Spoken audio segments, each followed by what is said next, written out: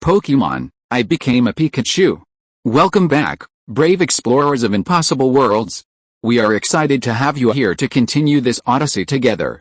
Before we continue, everything you'll hear is pure fiction, so please don't try to replicate combat techniques at home. This wonderful story in all its rights belong to its brilliant original author. We are only the messengers of entertainment.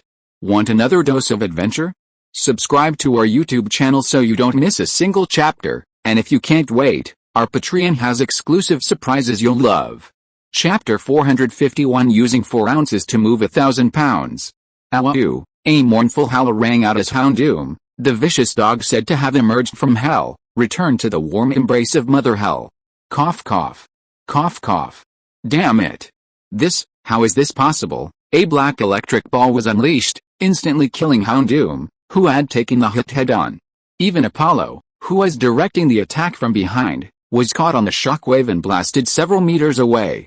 Lying on the ground, staring at the base's interior, which looked like it had been plowed through, Apollo was dumbfounded. What the hell? What's going on? Where's my Houndoom? Gone? What happened with that explosion? What happened inside this base? Damn it. You have to understand, the buildings inside this base are all made of super alloy steel. The reason Houndoom was able to penetrate it before was because the temperature of the flames was too high, exceeding the melting point of super alloy. But what about this scene? How do you explain this? Pikachu, isn't it using an electric type move? Under the super alloy steel, even electricity cannot be conducted. How did Pikachu end up like this? The steel encasing the base wasn't completely incinerated, but it was blasted into pieces, and even the rock walls behind the steel were blasted out. This is too damn terrifying. Damn it. I warned you. Go, Nidoqueen, use Rampage. Apollo was dumbfounded, while the bird behind him was furious. The extent of the destruction of the Johto regional base didn't matter to her, it was Apollo's business. But the problem was, Apollo was her lover. How could she not feel heartbroken seeing him beaten to such a pitiful state? Moreover, this Pikachu was incredibly powerful. If Apollo lost, she would inevitably suffer as well. Not to mention, Randall being killed by Pikachu was news that even the top brass of Team Rocket knew. It was precisely because of this that the bird didn't hesitate to act after seeing Apollo's defeat.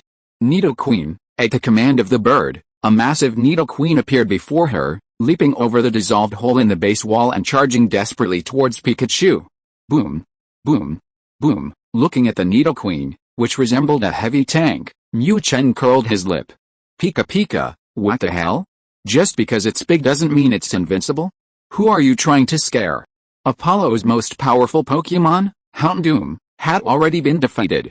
Even though it couldn't use its Mega Pokémon after recharging, Mu Chen wasn't afraid of this level of opponent. This Nidoqueen looked pretty fierce, but Mu Chen could sense from it that its aura and strength were far inferior to Apollo's Houndoom. If Houndoom was a high-level Elite Four member, or even at the peak of the Elite Four, then this Nidoqueen was at most an ordinary Elite Four member. It wouldn't even be as strong as that old woman Agatha's Jengar back then. Faced with a creature that only has a pretty face, how could Mu Chen possibly be interested? Without a word, using his high-speed movement, Mu Chen charged towards Nidoqueen. HMPH. You want to charge at me? Come on. Let's see who's the real man. Nidoqueen, little brat. I'm not a man. I'm a woman. But even if I am a woman, I'll still overpower you. As a melee-type Pokémon, Nidoqueen was naturally overjoyed to see Pikachu dare to charge at her. She was afraid of not being able to catch him, and he even dared to offer himself up as food? What was there to be polite about? No doubt, charge. Responding to Pikachu, Nidoqueen's two thick legs worked even harder, as if trying to send Pikachu flying into the sky. Pika, a woman? Holy crap. This body is like a water bucket, and you call yourself a woman? Damn it, you're so ugly, you should just go back to the drawing board. Muttering sarcastic remarks, Mu Chen also sped up. To the uninformed, seeing these two Pokémon clashing would clearly look like they were about to have a massive, earth-shattering collision. Although Nidoqueen was enormous, Pikachu's battle record spoke for itself. Neither the true bird nor Apollo dared to underestimate it. However, the enraged Nidoqueen, and the true bird and Apollo focused on the outcome of the collision, were unaware that Mu Chen's purpose was far more complex.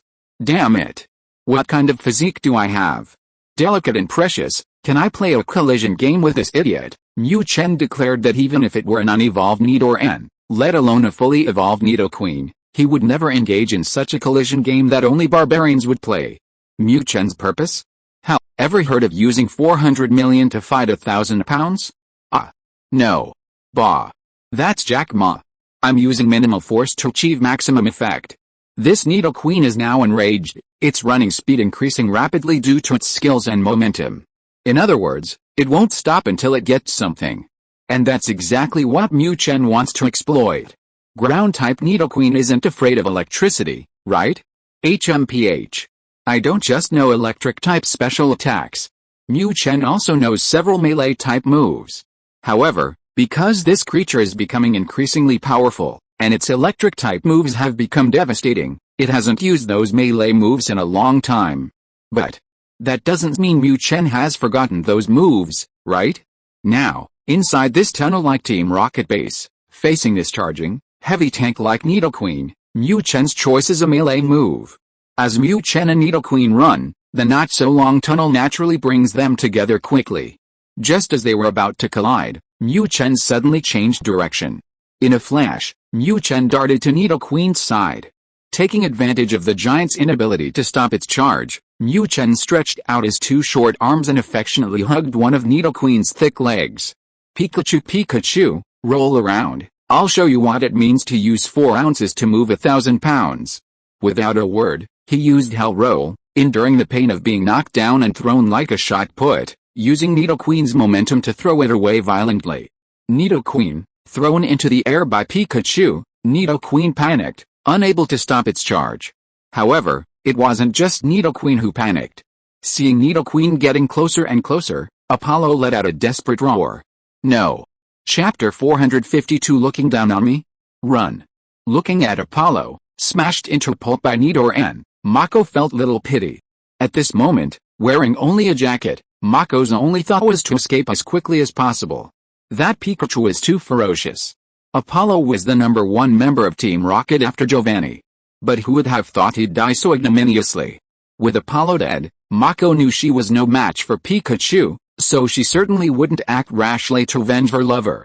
Anyway, with her looks and status, finding a lover wouldn't be difficult, would it? Pika Pika, Mako wanted to escape, but Mu Chen wouldn't let her. Killing Apollo and destroying the entire Team Rocket base only cost one big spin. Killing Mako alone cost another big spin. Did it understand this deal? Without a doubt, ignoring the struggling Nidoran, Mu Chen, empowered by his high-speed movement, shot out and charged towards Zinio. Damn it! Arbok! Crobat! Stop it! Seeing Pikachu charging at her, a panicked Zinio frantically waved her hands. At her summons, 2 Pokémon, significantly larger than their counterparts, appeared before her. While these 2 Pokémon weren't as powerful as Nidoran, they were still roughly at the Elite Four level. Zinio had no interest in defeating Pikachu. However, if these 2 Pokémon could delay Pikachu even slightly, that would be enough. Chabaku, cough, receiving their master's command, Arbok and Crobat bared their claws and fiercely pounced on Pikachu. Zinio wanted these 2 to hold off Pikachu. But when these 2 saw that their opponent was nothing more than a yellow-skinned rat, which they usually considered food, they both revealed human-like expressions of contempt. This is it, Chabaku, Big Bat, this yellow-skinned rat is too skinny. You can just watch from the sidelines today, it's not even enough for me to swallow whole, cough, you dead snake, get the hell out of here. With your size, eating this yellow-skinned rat is just filling a gap in your teeth. I'd rather have a full meal. Ignoring the bird's command, the 2 Pokémon, who had never seen Mu Chen fight before, entered into spoils-sharing mode. Pikachu, holy crap! What are you 2 doing here? Can't you show some respect for the person in question? Seeing these 2 ignoring him and instead discussing how to divide his spoils, Mu Chen was furious. Humiliation. Blatant humiliation. These 2 trash dared to humiliate me like this? How could he tolerate this? Pikachu, in his anger, Mu Chen ignored everything else. What a bunch of idiots. Go wherever you want, I'm going to electrocute these 2 morons. His strength had greatly increased, even legendary Pokémon would show him respect. And yet, he was being ignored by these 2 idiots? They were even discussing him like food? Zzzzz, The cooldown of his charging skill hadn't finished, and Mu Chen wasn't waiting any longer. Without a word, electricity began to surge and leap across Mu Chen's cheeks. Chabaku, stop babbling to the snake. Didn't you see that little mouse is about to attack? You're a flying type, you're at a disadvantage, so just stay put in the back. Taking advantage of its massive size, Arbok flung Crobat behind it with its tail and pounced on Pikachu. Little mouse, today I, the snake, will show you what a natural enemy is, what to spare before death is. The monstrous Arbor, which had pounced on Mu Chen, stood up abruptly, its neck outstretched, unleashing a powerful serpentine glare at him. However, Pikachu, what the hell? Who the hell are you trying to scare? A serpentine glare? I'd better jump up. Unable to charge his power, Mu Chen had to resort to a charging method he hadn't used in a long time, in order to electrocute his opponent in one strike. Although this method was far inferior to charging, it was still significantly more powerful than an instant 100,000 volts, wasn't it? Zzz. Disdainfully dismissing Arbor's foolish behavior, Mu Chen unleashed a 100,000 volts at the still-posing monster. Chabaku, before the attack, Mu Chen was just food in Arbor's eyes. But after this 100,000 volts, the only emotion revealed in Arbor's enormous serpentine eyes was fear. Alice, how fast was the 100,000 volts? The distance between them was incredibly close. At such close range, Arbok couldn't make any dodging movements. Taking a heavy hit from a thunderbolt, Arbok disappointed Mu Chen by not performing any snake dance, but was directly electrocuted and knocked to the ground. A faint smell of roasted meat wafted through the air. Pikachu, useless. Seeing Arbok's meager strength, Mu Chen showed deep contempt. What a pathetic thing. It dares to act tough with me? Alright, now that stupid snake is roasted, shouldn't you, Big Bat, show some respect? Having subdued Arbok, Mu Chen turned his attention to the Crobat standing dumbfounded to the side. Cough cough, seeing Pikachu's ferocity, Crobat finally understood why its master had asked them to block it. With Arbok instantly defeated, how could Crobat dare to fight this incredibly ferocious Pikachu? With a shriek, the Crobat spread its wings and shot off rapidly in the direction the bird had fled. Master! Take me back. This world is terrifying, Pikachu. Pikachu, run? Stop right there. Previously, Mu Chen's target was the bird, the reward from the lucky draw. But now, he just wanted to electrocute this Crobat. Damn it, how dare they treat me like food? Who gave them the courage? Damn it. How did you get here? Go back and block Pikachu, he chased after it. After running around two bends, the bird's panicked voice reached Mu Chen's ears. Pikachu. Pikachu, holy crap. He almost forgot about the important matter. Hearing the bird's voice, Mu Chen finally realized, who the hell am I? Do I need to get angry with these weaklings who just reached the Elite Four level? Electrocuting that bird and getting the reward is the real priority. Remembering his purpose, Mu Chen didn't hesitate any longer. Ignoring the trembling crossbat that flew back, Mu Chen rushed towards the direction of the sound. Ah. No. Don't. Don't kill me. You like women, right? I am a woman. You can do whatever you want, just don't kill me. Hearing the running sounds behind him, the disheveled Gentiao, who had been running for her life, was so frightened that she fell to the ground.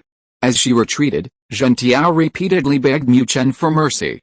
Chapter 453 Threat? Pikachu, Pikachu, what kind of trash is this? Do you really think I'm so desperate? You? Aren't my Misty better? Aren't my little sister Latius better? And Lindsay, that little net ninja, isn't she better? Looking at the charred corpse of the true bird that he had electrocuted with a 100,000 volt attack, Mu Chen curled his lip in disdain. Trying to seduce me? Damn it. Normally, I might actually fall for it. But right now, just kidding. That little girl Lindsay is still fighting against a bunch of so-called elites from Team Rocket. I don't have time for that nonsense. Although Mu Chen likes older women, he's not a lust-driven idiot. He saw everything Lindsay did to him before. Putting aside everything else, at least Lindsay was helping someone who was surrounded and attacked, and Mu Chen couldn't ignore that. Having killed Apollo and captured the true bird, the mission rewards were basically in his hands. All that remained was to completely destroy the Team Rocket base and then return to Xiaoxi's side. Of course, before that, Mu Chen absolutely had to rescue Lindsay. Without hesitation, having made his decision, Mu Chen naturally accelerated, rushing towards the direction of the previous battle. However, when Mu Chen arrived at a place where Lingzi had fought the Team Rocket members, he found it completely deserted. Pikachu, holy crap! What's going on? Is it over? Or did they move the battle location? I remember, didn't Lingzi have Pikachu's Black Mist? Although Black Mist doesn't have much offensive power, it's a very useful skill for Lingzi, who is a ninja.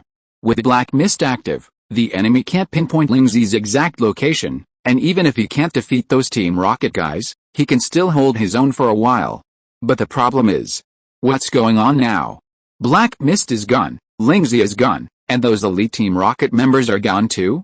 Looking at the deserted Team Rocket base, Mu Chen was caught in a dilemma. What the hell should he do? Pikachu, system. Come out. Lingzi was gone, without even leaving any clues. After struggling for a while, Mu Chen could only turn to the system for help. He was joking, this little girl had risked her life to help him before. As a man, Mu Chen couldn't possibly abandon Lingzi, could he? Host, Apollo and Truebird have been killed by you. Now, you just need to enter the core area of this base and destroy it to complete the mission. The system responded immediately to Mu Chen's summons. However, the aloof system didn't care about the life or death of a mere female ninja. Pikachu, stop giving me that crap. I know you can definitely find Lingzi. Hurry up and tell me Lingzi's location. From the system's slightly urgent tone, Mu Chen knew that this thing desperately wanted him to destroy the base. However, Mu Chen didn't have the time for that right now. Want to destroy the base? Go do it yourself, I'm going to rescue people. That female ninja is no longer in this base, I can't sense her. Host, you'd better destroy this base as soon as possible. Your battle caused a lot of commotion, the outside of the base is shaking. If the Silver Alliance finds out, I can't determine if you completed the mission to destroy the base. Team Rocket's base in Chengdu is located inside a mountain near MT Silver. Due to the previous battle with Apollo and Shinji, part of the base's walls were damaged, and the surrounding mountain naturally shook. Being so close to their headquarters, the shaking of the mountain was bound to be discovered by the Silver Alliance. Clearly, this system has a very strong desire to destroy this base. Pikachu, get lost. Get the hell out of here. If you don't tell me where Ryoko is, I'm not touching this base.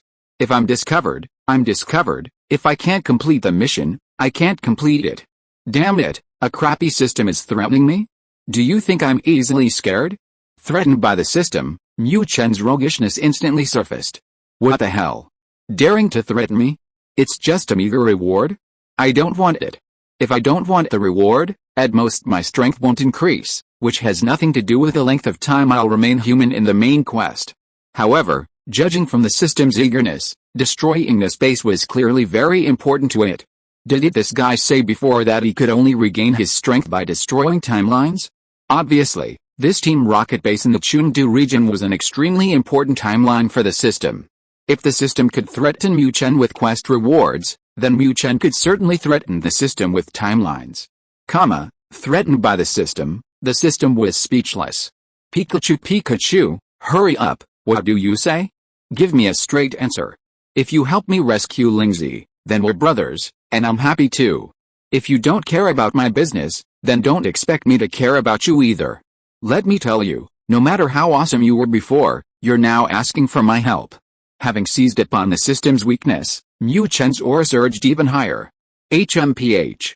Trying to play with me? You're still too green, host, aren't you afraid that once my strength recovers, your attitude will cause you unnecessary trouble? A threat, yet another one. Clearly, facing this roguish Mu Chen, the system had been holding back for a long time, finally reaching its breaking point. Pikachu, trying to scare me again? See? You said it yourself, you're going to harm me once you recover your strength. What else is there to say? Go wherever you want, I'm not putting up with this anymore. 5 minutes of transformation like this is fine, I'm satisfied. From now on, find someone else for your missions, goodbye. Hearing the system's threat, Mu Chen was not surprised but delighted. Damn. Finally, the wait is over. Yes, Mu Chen had already considered the system's threat. This guy is clearly incredibly strong. If we help him recover his strength step by step, what will happen in the end? Even if I'm rewarded with becoming a Super Pikachu, Will I definitely be able to defeat him? Mu Chen has absolutely no interest in becoming the world's #1 or world ruler. But isn't this system a threat too? For his own safety and for his future happy life with Xiaoxia, Mu Chen has to consider the future. At this moment, the system proactively issued this threat, which is exactly what Mu Chen wanted. Now, let's see how the negotiations go. Chapter 454 Psychological Games. Host, where are you going? Panic. The system's voice was clearly filled with a hint of panic. The system had initially thought that after such a threat, Mu Chen would at least reconsider, if not immediately cooperate. But this rogue truly lived up to his name. This guy actually turned around and left, patting his butt and quitting. This was truly a death sentence for the system. You quit, fine, but what about me? Am I really going to be this damn system forever? As a being with independent thought and personality, the system couldn't accept such a tragic fate. After all, I was once a supreme being, a world ruler. Pikachu, damn it, where am I supposed to go? I'm done playing. You think you're so great, you've regained your strength and want to deal with me? Why should I play with you? Do you really think I'm an idiot? Despite his words, Mu Chen's short legs didn't stop, and he continued rushing towards the outside of Team Rocket's base. This time, Mu Chen wasn't playing hard to get, he genuinely intended to quit. The system was too powerful, and now things were already going badly. Who knew what attitude this bastard would have towards him once he regained his strength? Hoping for some magnanimity? Nonsense. Mu Chen would never entrust his fate to such unrealistic expectations. Rather than living like a dog, watching others' faces, he'd rather be carefree and unrestrained. Host. Stop right now. Go back and complete the mission, otherwise I will treat it as a mission failure, and you will be directly eliminated. Mu Chen's attitude of quitting was so resolute that the system panicked. What would he do if this bastard really ran away? Although the system could use some of its power now, it wasn't nearly enough to restore him. Pikachu, damn it, failure? Elimination? Come on. Hurry up, you bastard.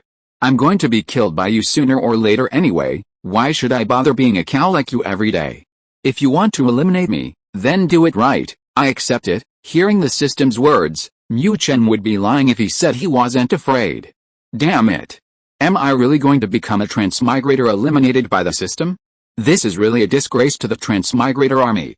But it's too late to back down now, there's no way he can give in, not in this lifetime. The roguishness buried in his bones came up, and Mu Chen didn't care about anything else. The sooner he dies, the sooner he'll be reborn. Although the transmigration time wasn't long, I haven't lost out. Thinking about it, he's had snakes, grass, ice, and even the human girl transformed from the dragon sister Ladius. The only one that Mu Chen felt regretful about was Xiaoxia. What a pity. This little girl, I won't have a chance to eat her, and I don't know who will get her in the future. Filled with regret for Xiaoxia, Mu Chen, like a martyr about to be executed, resolutely strode forward on his short legs, continuing his relentless march towards the outside of Team Rocket's base. Mu Chen adopted this dead pig doesn't fear boiling water attitude, and the system didn't even bother to search for him. Annihilate? Hell, just talk. It wasn't impossible, but the price was too high. This guy was able to travel through time and space, come to this world, and even become Ash's Pikachu, the chosen one, because he was shrouded in a power called the protagonist's halo. In other words, this guy was essentially the chosen one of this world. Protected by the energy of this world. Want to kill him? There are only two possibilities. Either he completes all the tasks set for him by this world, escaping his status as the chosen one and no longer receiving the protection of the world's power.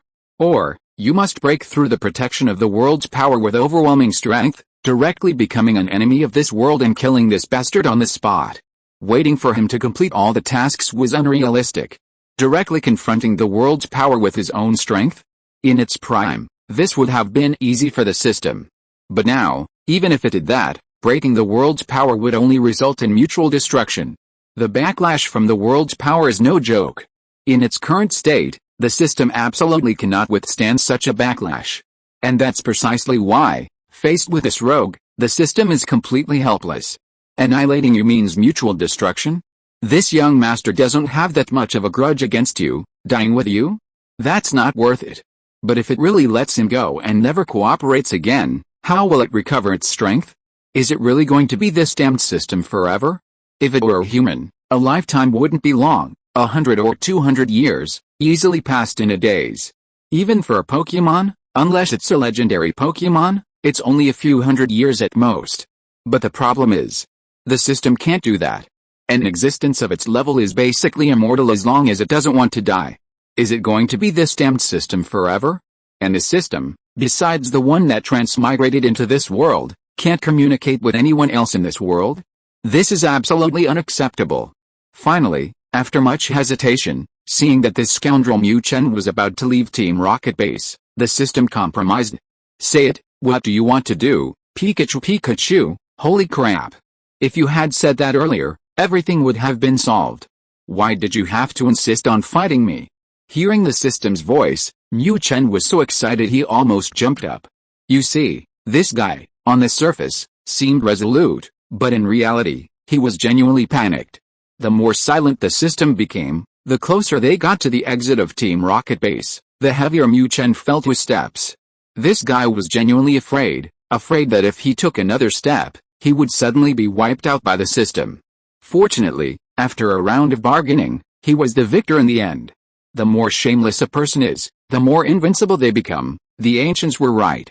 Having successfully made the system submit to him, Mu Chen's confidence soared. I don't ask for much. First, tell me Lingzi's location immediately. This little wench was willing to risk her life to protect me, so I have to save her.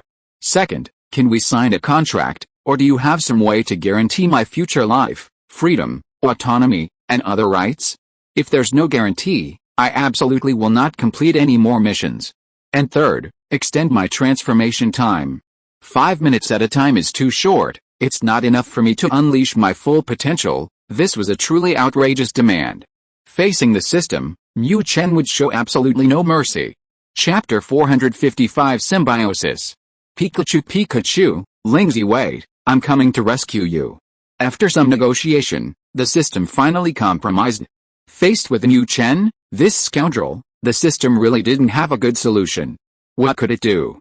Cursing had no effect, threatening him was useless, hitting him was impossible, and even eliminating him would come at too high a price. It was precisely because of these reasons that, in the end, the system gave a relatively acceptable answer to Mu Chen's various unreasonable demands. The first request was easy to handle. Although sensing Lingzi, this insignificant woman, would waste some of the energy the system had painstakingly accumulated, it wasn't a major problem. After expending some energy, the system successfully sensed Lingzi's exact location, thus fulfilling Mu Chen's request.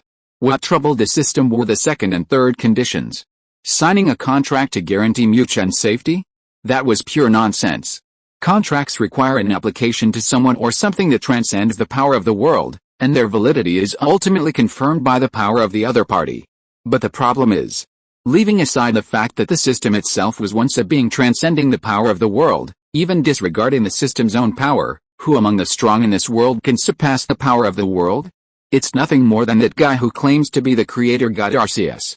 With his status and position, to seek out that creator god Arceus to sign a contract? The system declared it would rather perish. Finally, after discussing with the rogue Mu Chen, the system proposed a more acceptable method. You want your life, freedom, autonomy, and other rights guaranteed, right? Fine. I'll directly offer you a wisp of my primordial power to absorb. Is that acceptable? Although this wisp of primordial power cannot enhance your strength, it can make you and me a symbiotic entity. In other words, Mu Chen's life is now the system's life, and the system's life is Mu Chen's life. With this trace of primordial power, Mu Chen no longer needs to fear the system abandoning him after using him. Once the system recovers, they can work together if they can, and if not, they'll go their separate ways without affecting each other. Of course, there are pros and cons if the system goes out and gets into some kind of accident and dies after Mu Chen absorbs this trace of primordial power, then Mu Chen will have to die with it. However, considering the system's formidable strength, and considering that his chances of dying are much higher than the system's, Mu Chen ultimately agreed. At least, I'm safe, right? HMPH. You little brat, if you dare threaten me again, I'll just perform a suicide pact, and then we'll see who's upset. The second request, through mutual compromise, was ultimately resolved in a less than perfect way. As for Mu Chen's shameless third request, as a system, as someone who once possessed power surpassing the world's might, the system naturally possesses its own unique dignity. The first request was somewhat reasonable. This young master, could agree to it.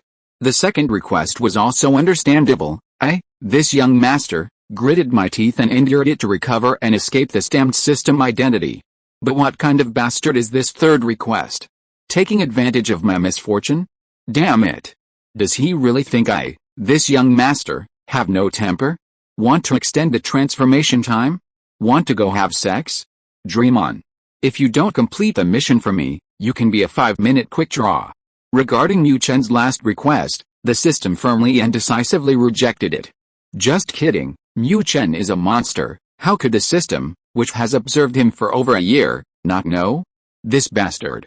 He's a rogue, a scoundrel, and a lazy bum. If his transformation time were truly extended, how would he complete the main quest I'd given him? Would he still be able to finish it? Based on the system's understanding of him, if his transformation time were indeed extended, the main quest would truly be indefinitely delayed. You see, the two of them are now in a symbiotic relationship. Annihilation? That's pure nonsense. Precisely because of this, the system would absolutely not grant Mu Chen's last request. Mu Chen had already anticipated the system's reaction. To put it bluntly, his biggest concern was the second request.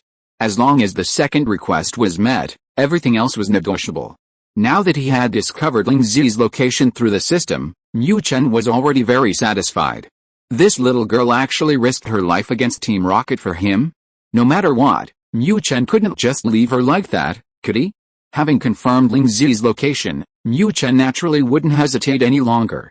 After unleashing a barrage of 100,000 volts, regardless of whether there were any survivors inside the base, Mu Chen completely destroyed the Team Rocket base in the Chengdu area and rushed towards the direction indicated by the system. Damn it, what's going on with Ling Zi? Wasn't she fighting inside the Team Rocket base? How did she suddenly end up fighting outside?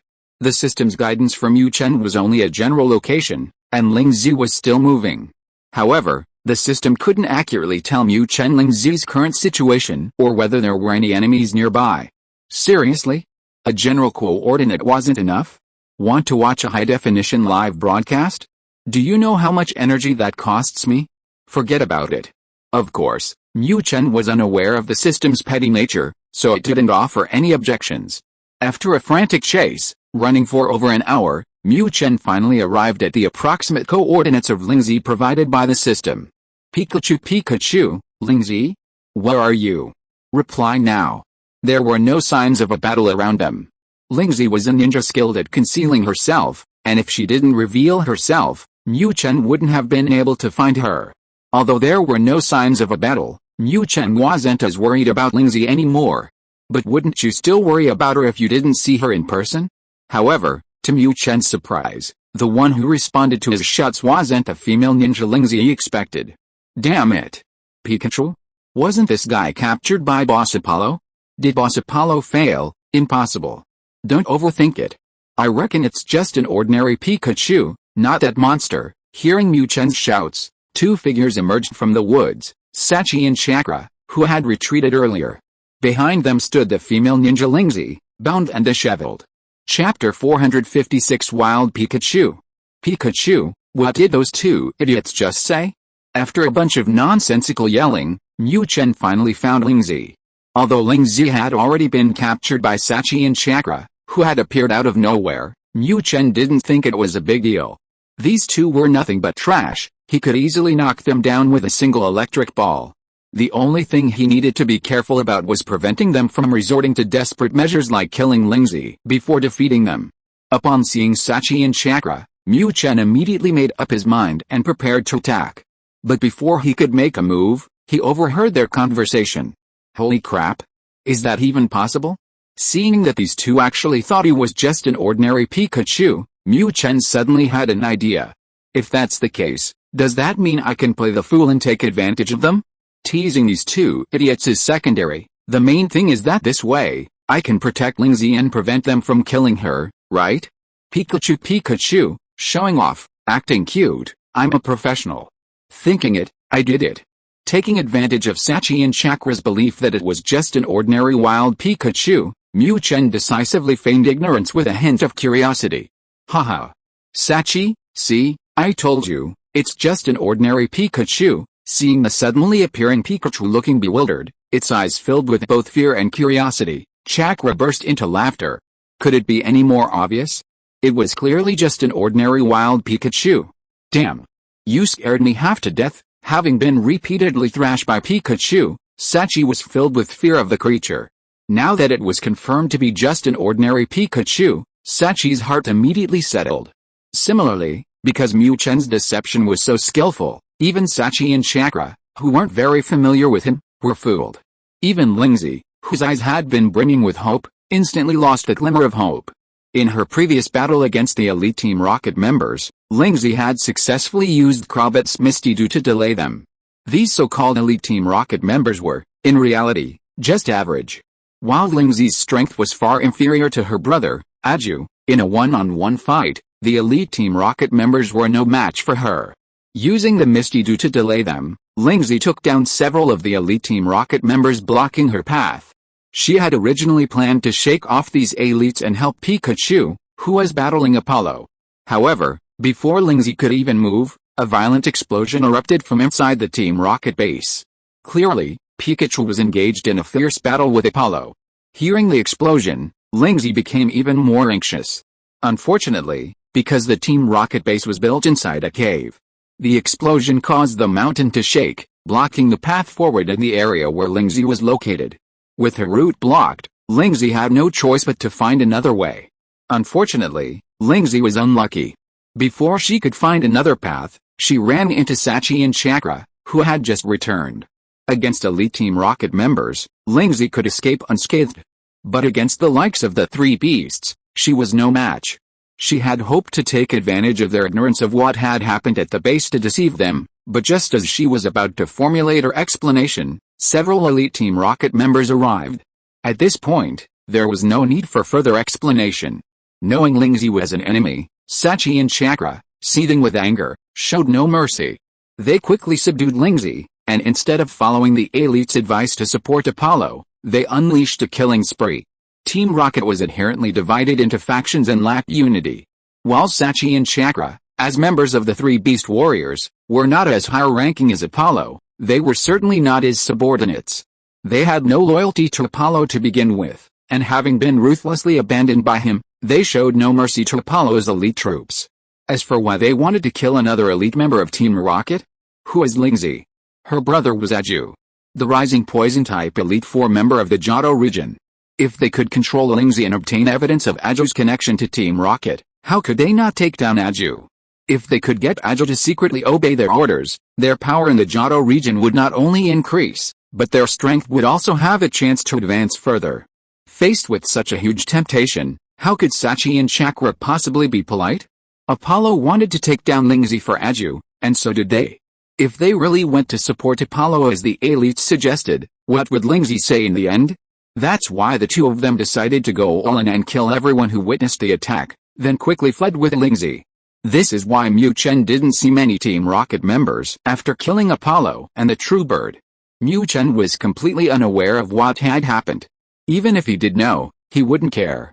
Let the dogs fight, let them fight. He loved watching the show. All Mu Chen needed to do now was continue acting cute and find an opportunity to sneak up to the two of them and unleash a thunderbolt. There was no other way, a distance would give them time to react and dodge. Dodging wasn't a problem for Mu Chen, but what if they killed him? Pikachu, acting cute. Keep acting cute. With a swaying gait, Mu Chen, looking curious, headed towards Sachi. Chakra was a short, ugly wretch. This Sachi, while also somewhat unconventional, was at least a girl, and with her long legs, she was at least somewhat presentable, wasn't she? Choosing to approach the two with cuteness, Mu Chen naturally wanted someone pleasing to the eye. Haha. Sachi, this little thing seems to have a special connection with you. Seeing this wild Pikachu showing interest in Sachi, Chakra burst into laughter. Pa. If it were that terrifying Pikachu, I'd be more than happy. But this thing?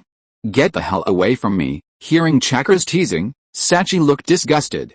Saying that, She stretched out her long leg and kicked the cute, friendly wild Pikachu. What thing? A wild Pikachu? That's a synonym for trash. Chapter 457, Playing the Fool to Devour the Tiger. Bang! Pikachu, enraged. Utterly enraged. What the hell? How long has it been since I've been kicked like this? I just wanted to act cute, run up to you, and finish the battle with a 100,000-volt attack. Why is it so difficult for him? Kicked to the ground by Sachi, Mu Chen suffered a humiliating defeat.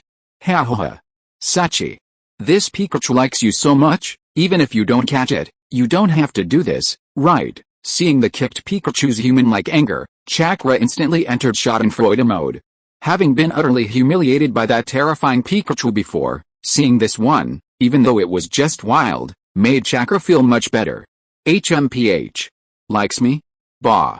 Don't even mention this wild trash. Even if that Pikachu dared to pounce on me, I'd kick it away too. Having kicked the wild Pikachu away, Sachi was full of arrogance. Pikachu, damn it. These two idiots, they think I'm a pushover just because I haven't shown my teeth? Humiliated and mocked like this, Mu Chen lost all interest in playing around. Of course, even so, he wouldn't reveal his identity or strength directly. These two idiots think I'm a noob? Well, bring it on. He flipped himself up and charged at the two with the speed of a noob. Judging from his stance, the unsuspecting ones were naturally angered by this wild Pikachu and were preparing to battle them. Ha ha ha.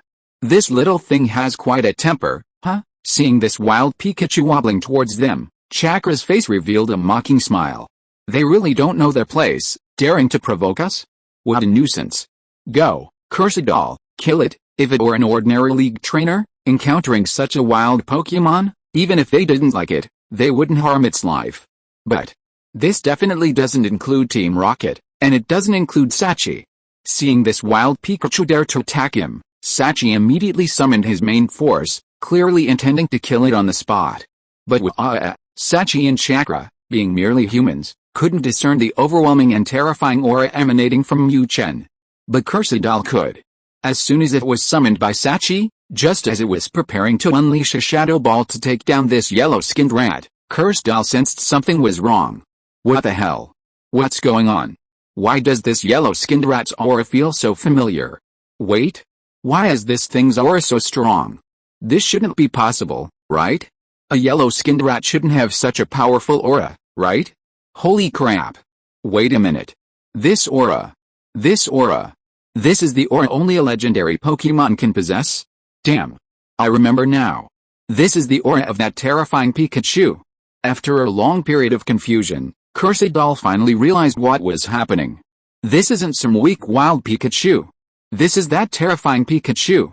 Unfortunately, the suicidal realized what was happening, but its owner, Sachi, couldn't tell. Sachi had already summoned it, and Pikachu was charging at it at an extremely low speed. Dodging was out of the question. Left with no other choice, the suicidal had to grit its teeth and face this opponent it shouldn't even be fighting. Why? Suppressing its fear, the suicidal hurled a slightly trembling shadow ball. Suicidal. What are you doing? Even if this is a wild Pikachu, at least be serious. Haven't you eaten enough? Seeing the suicidal throw out that powerless shadow ball, Sachi was extremely dissatisfied. What the hell? Are you trying to fool me? Have I been too nice to you lately? Pikachu, holy crap. Has this thing not eaten enough? Not only did Sachi think so, but even Mu Chen, who was holding back in his performance, thought the same. This suicidal looked like it hadn't eaten enough. Damn, this shadow ball? It's too slow even hitting thin air. Seeing that he was getting closer and closer to Sachi and Chakra, Mu Chen was too lazy to continue pretending. He was already badly injured from being kicked earlier. If he got hit by this soft shadow ball, would he even survive? Lingzi, that little wench, was still watching from behind. Looking at Lingzi's torn fishnet stockings and her thin, tight-fitting top, Mu Chen felt he was on the verge of exploding. Damn it. I can hardly resist the temptation of a uniform, let alone this tattered version. Pikachu, having made his decision, Mu Chen changed his previous weak state. High-speed movement activated, and a flash of lightning followed. In an instant, Mu Chen leaped past a fluffy shadow ball and darted to Sachi and Chakra's side. Damn it. This Pikachu, Seeing Pikachu suddenly accelerate, Chakra instinctively cried out in alarm. Something's not right. A normal Pikachu definitely doesn't have this kind of terrifying speed. What is this? In a daze, Chakra seemed to understand something.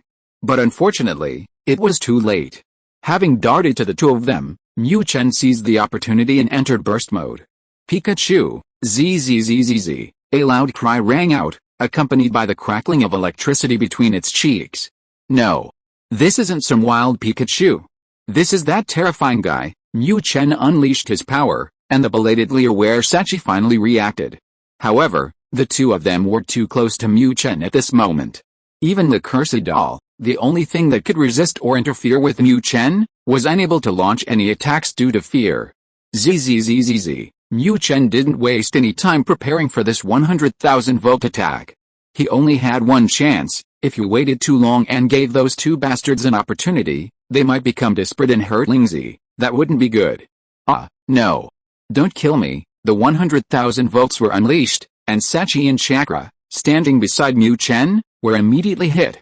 Although these two were high-ranking members of Team Rocket, and although they were ruthless killers and had committed numerous evil deeds, they didn't have Ash's incredibly high special defense resistance. Under Mu Chen's unreserved 100,000 volts, all they could do was let out desperate screams. Chapter 458. A pure heart remains unperturbed even when the sky collapses. Pikachu, Lingzi was stunned, staring at the incredibly brutal Pikachu relentlessly whipping the two charred corpses with its thunderbolt attack. Initially, when captured, Lingzi had indeed hoped Pikachu would come to her rescue. But when she saw that this was just a wild Pikachu, Lingzi despaired. Thinking about it, it made sense. Pikachu had been captured by Apollo and taken to Team Rocket's base. What did that mean? Clearly, Pikachu was no match for Apollo. Now, facing Apollo again, its chances of victory were probably slim. All Lingzi hoped for was that Pikachu could successfully escape from Apollo's grasp. But just as Lingzi was in despair, this wild Pikachu suddenly erupted. Watching Pikachu transform into Golden Lightning Bolt, watching the violent currents it unleashed, Lingzi was completely dumbfounded. This really was the Pikachu she had been hoping for. Pikachu, damn it. Serves you right for kicking me. Serves you right for laughing at me. I'll electrocute you. Hearing Lingzi's cries, Mu Chen was still not satisfied. He fired another 100,000 volt at each of the two corpses before finally focusing his attention on Lingzi. Looking at Lingzi, still bound to the side, her clothes torn, Mu Chen was immediately caught in a dilemma. He had rescued this little wench, and the Team Rocket base was completely taken over. Basically, he had successfully completed the mission assigned by the system. But the problem was, what should he do with this little wench? Lingzi, whether in terms of figure or appearance, was top-notch. Plus, she usually wore the tight-fitting ninja outfit, which held a great attraction for Mu Chen. If she was like this all the time, what about now? Looking at the ripped fishnet stockings and the torn, white ninja outfit peeking out, Mu Chen thought that if he could tolerate this, he wouldn't be a real man. But here's the problem, what can he do in his current form? This is the most crucial point. With Xiaoxia, Mu Chen can transform without reservation, and he can tell her all his secrets except for the system. But he can't do that with Lingzi. If you have to explain Mu Chen's attitude towards Xiaoxia and Lingzi, it can be said like this: Xiaoxia is his empress. She's the woman Mu Chen wants to spend his life with. As for Lingzi, at most, she's just a casual sex partner. How should I put it? With a wife, he can tell her everything without reservation, giving her endless confidence in the future. But with a casual sex partner, Mu Chen thinks, taking advantage is fine, but letting her know he can transform into a human? That seems a bit off. Although the scene of Lingzi risking her life to save him did move Mu Chen deeply. But this wasn't enough for Mu Chen to feel comfortable meeting her openly. If Lingzi were alone, Mu Chen might have considered making her his little sister. Unfortunately, Lingzi wasn't alone. She had her brother. Mu Chen could trust Lingzi, but as for that Aju, frankly speaking, that guy only submitted to him to save his own life. Now, he still respects him as his master, but it's just a lip service, only because he sees his strength and potential. Today, Lingzi risked her life to save him when he was captured by Apollo. If it were that Aju? Hell, if that bastard didn't kick him, Mu Chen would change his surname. It was precisely because of this, and precisely because of Aju, that Mu Chen couldn't trust Lingzi at all. Pika Pika, damn it. Fine. I'll endure it. Looking at Lingzi with slight regret, Mu Chen suppressed the wicked thought in his heart. However, the wicked thoughts that Mu Chen had just suppressed quickly surged up again. What? Thank you. Thank you. Pikachu. Are you alright? The ropes binding his hands and feet were removed by Mu Chen, and Lingzi, now free, hugged him tightly in a flash before Mu Chen could even react. Being hugged by Lingzi, Mu Chen, quite uncharacteristically, started bleeding from his nose. And that wasn't all. Ah. Pikachu, you? Lingzi knew that Pikachu would bleed from its nose when stimulated, so she wasn't surprised. However, she felt a strange sensation in her stomach. What was this? Looking down, Lingzi's pretty face instantly turned bright red with embarrassment. Pika Pika, holy crap. An accident. This was an accident. Having lost face, Mu Chen was too ashamed to continue taking advantage. Breaking free from Lingzi's embrace, Mu Chen frantically chanted the ice heart mantra in his mind. A clear mind remains unmoved even if the sky falls. I must hold back. Mu Chen knew that if he were to be provoked again, he wouldn't be able to control himself and would truly unleash his transformation maniac power. Transforming to defeat Lingzi was no problem, but what about afterwards? What if Aju found out about his transformation secret? Would that cause trouble? It was precisely because of this consideration that Mu Chen could only force himself to endure. Pikachu. If you really want to, I don't mind. Mu Chen was frantically chanting the ice heart mantra, while Lingzi was adding fuel to the fire. Pikachu, holy crap. No way. Can't you stop provoking me? Hearing Lingzi say that, the blood that Mu Chen had just suppressed surged up again. You don't mind? I do mind. I dare not transform. Not transforming is impossible, it's never going to happen. Mu Chen could accept dealing with those old women like Melodic and Pikachu form. But using this form to seduce a real human girl was something Mu Chen couldn't bring himself to do. I'm not a beast, Pikachu, quick. Change the subject. Seeing Lingzi about to say something more, even intending to come closer again, Mu Chen quickly retreated. Dear sister, please don't hug me anymore, I really can't take it. To ease the awkward atmosphere, as he retreated, Mu Chen casually picked up a small stick and started gesturing at the ground. Come on. Let's talk about something else. If you are listening to this novel on a channel other than Fanfic World, it means it was downloaded and re-uploaded without effort. We warmly invite you to visit our channel, Fanfic World. There you will find the original version of this story and many other novels of various genres. We look forward to seeing you dive into a world of incredible novels. Chapter 459 The Unsatisfactory Roulette. After a series of gestures, Mu Chen finally eased the awkward atmosphere between himself and Lingzi. For the first time, Mu Chen truly hated his Pikachu body. Damn it, if I were a man, or even some kind of humanoid Pokémon with incredible strength, wouldn't I be able to? Alice, all of this was just Mu Chen's dream. Unable to let Lingzi see that he could transform, Mu Chen ultimately had to reluctantly refuse this tempting offer. Putting aside his chaotic thoughts, Mu Chen finally focused on gesturing to the ground. Apollo attacking him wasn't a big deal. The problem was, where did Apollo attack him? Moreover, the system had previously stated that Apollo had accomplices within the Silver League. This was what Mu Chen couldn't tolerate.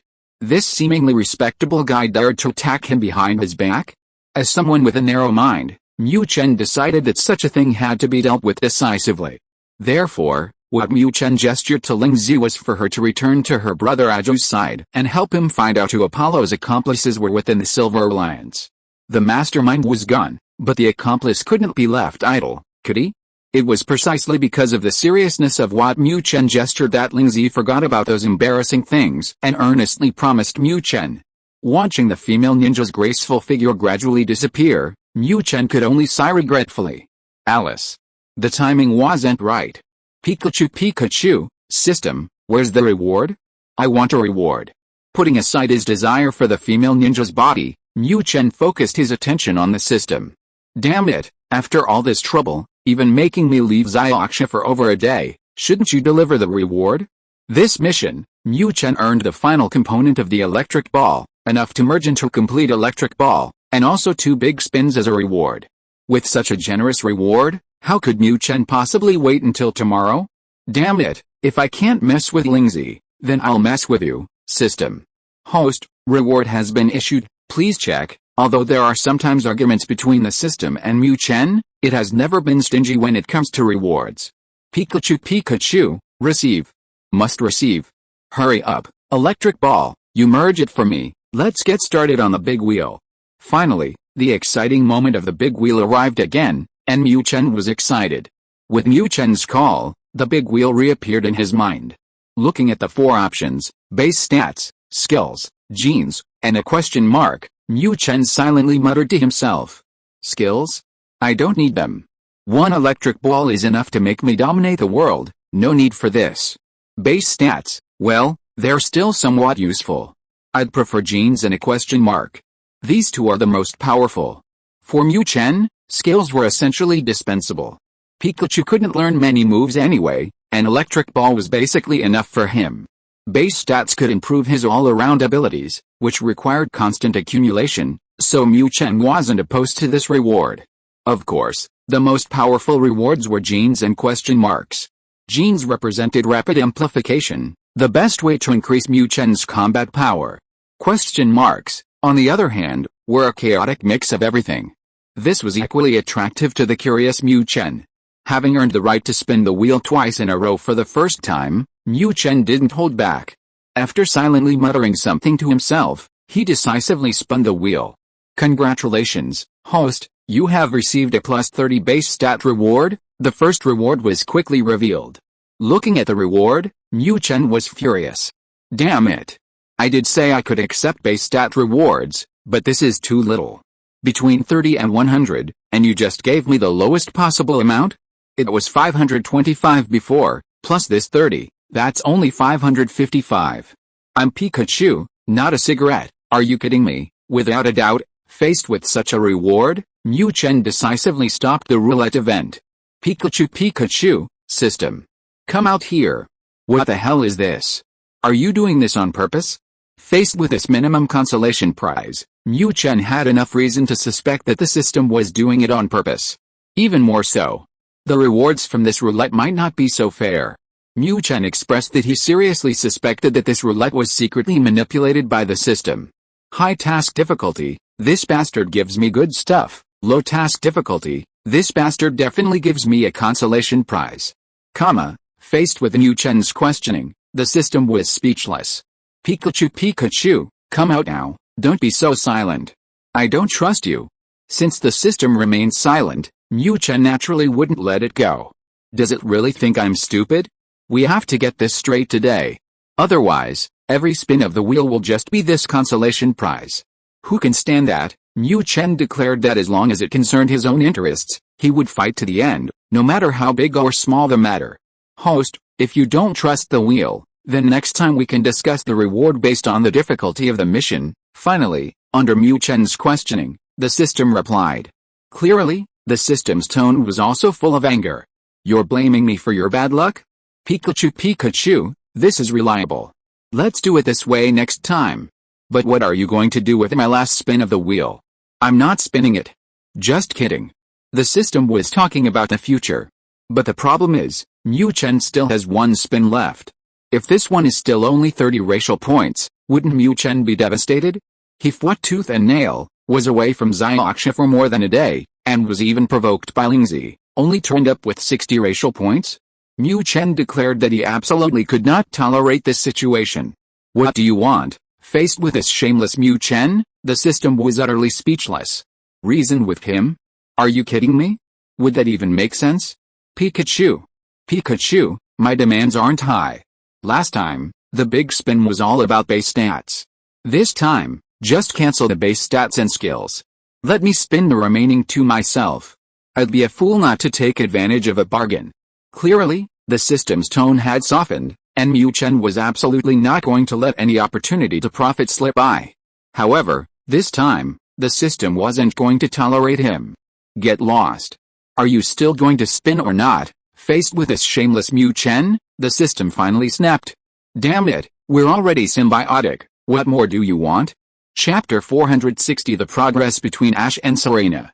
A golden figure raced across the open field. From its mouth came a constant stream of complaints. Pikachu, Pikachu, damn it. This system is a total rip-off. I knew it, you were doing this on purpose. The previous swirl of the system only gave him a consolation prize of 30 base stats, and Mu Chen had expressed his strong resentment. Unfortunately, the system was determined not to give him another chance this time, and Mu Chen had no choice but to compromise. According to probability, if he got a consolation prize before, surely this time it would be different, right? With this expectation, Mu Chen swiped the swirl of the system in his mind again. However, his expectation ultimately turned into utter indignation. 30 base stats. Another 30 base stats. Damn it. I don't want this. 2 consecutive 30 base stats brought Mu Chen's base stats to 585, making him a level 3 legendary Pokémon, on par with Zapdos and Raikou. While it sounds nice, for Mu Chen, a gene enhancement would be far more practical. Given this double consolation prize, Mu Chen had ample reason to suspect that the system was manipulating things behind the scenes. Clearly, it was because he'd already received too many rewards this time that this stingy system was reluctant to distribute them. You drew the lottery yourself, what you got has nothing to do with me. Glee. From the system's cold words, Mu Chen swore he could definitely detect the gloating in them. Pikachu, Pikachu, alright, stop wasting your breath, hurry up. Where are Xiaoxia and the others? Don't tell me you don't know. The lottery was over, and complaining was pointless. Realizing his complaints only made the system smug, Mu Chen decisively changed the subject. You little brat. If you dare show your face in front of me now, I'll electrocute you. Ash and his friends are about to arrive at the Silver League. At your speed, you should be able to reunite with them in half a day. The system became serious when discussing business. To put it bluntly, Ash, that idiot, is the key. To break the timeline, they need this chosen one who pulls the timeline forward. Pikachu. Pikachu, half a day? This is ridiculous. I'm running at full speed. Did Ash and his friends really have to go this far? Hearing the system's reply, Mu Chen was speechless. Ash, you idiot, couldn't you wait for me? However, Mu Chen didn't know that Ash had indeed intended to wait for his return, but Xiaoxia had tricked him away. Ash. Take a rest. We'll arrive at the Silver League before sunset today. What's the rush? Xiaoxia was already regretting it. If she had known this idiot wouldn't stop once he left, she wouldn't have tricked him into leaving so early this morning. It would have been better to just wait here. I'm exhausted. Xiaoxia. You were the one who said we were going. We're almost at the Silver League, can't we rest after we get there? Ignoring Xiaoxia, who was sitting beside him, pounding his long legs, Ash's eyes were filled with a fighting spirit. He really didn't want to go before, but once he started walking, Ash was completely caught up in a rhythm he couldn't stop. So many trainers. So many opponents. The closer they got to the Silver League, the denser the number of trainers became, and the more opponents Ash could challenge. Stopping and starting along the way, Ash challenged almost every trainer he encountered. Although Pikachu wasn't with him, with a grown-up Melodic and Gardevoir, and the powerful Dragon Latias, Ash hadn't suffered a single defeat against these ordinary trainers. Although he missed Pikachu, the temptation of battle had completely swayed Ash, the battle maniac, into action. At this moment, his only thought was to quickly enter the Silver League, find more trainers to challenge, and wait for Pikachu's return. Anyway, Xiaoxia had said that Pikachu knew they would be waiting for it in the Silver League before it left, so Ash wasn't worried about it getting lost. Ash. We've been walking for a long time, and Xiaoxia looks so tired. Let's rest for a while. If there was anything that excited Xiaoxia the most along the way, it was the rapidly developing relationship between Ash and Serena. Oh. Okay, since you said so, Serena, let's rest for a while. Ash refused Xiaoxia's request without hesitation, but when Serena made the same request again, Ash agreed. This could be considered a form of preferential treatment. Of course, Xiaoxia felt no resentment or anger towards this preferential treatment. Instead, she was incredibly excited. Seeing the significantly closer relationship between Ash and Serena, Xiaoxia was practically in tears. Finally. This idiot has finally gotten it. Once this idiot gets it, wouldn't Pikachu's mission be more likely to be completed? Xiaoxia was mesmerized by the thought of her future happy life. However, while Xiaoxia was intelligent, her understanding of matters of the heart was still too shallow. She only knew the surface, not the underlying reasons. If it were an experienced person like Mu Chen, he would immediately see that Xiao Zhi's feelings for Serena weren't romantic at all. His preferential treatment was simply because Serena had Latius, and she had become Xiao Zhi's sparring partner. For Xiao Zhi, what was a beautiful young lady? Nonsense. Was there any Pokemon battle appeal? Although Xiao was powerful, she never played along with Xiao Zhi's nonsense, leaving him helpless. Initially, Serena was very obedient to Xiao Zhi, but her Pokemon weren't very strong, and Xiao Zhi had no interest in easily defeating them. But now it's different. With the help of her dragon brother, Serena's battle strength skyrocketed, finally giving Ash a reliable training partner. And Serena never refused Ash's requests.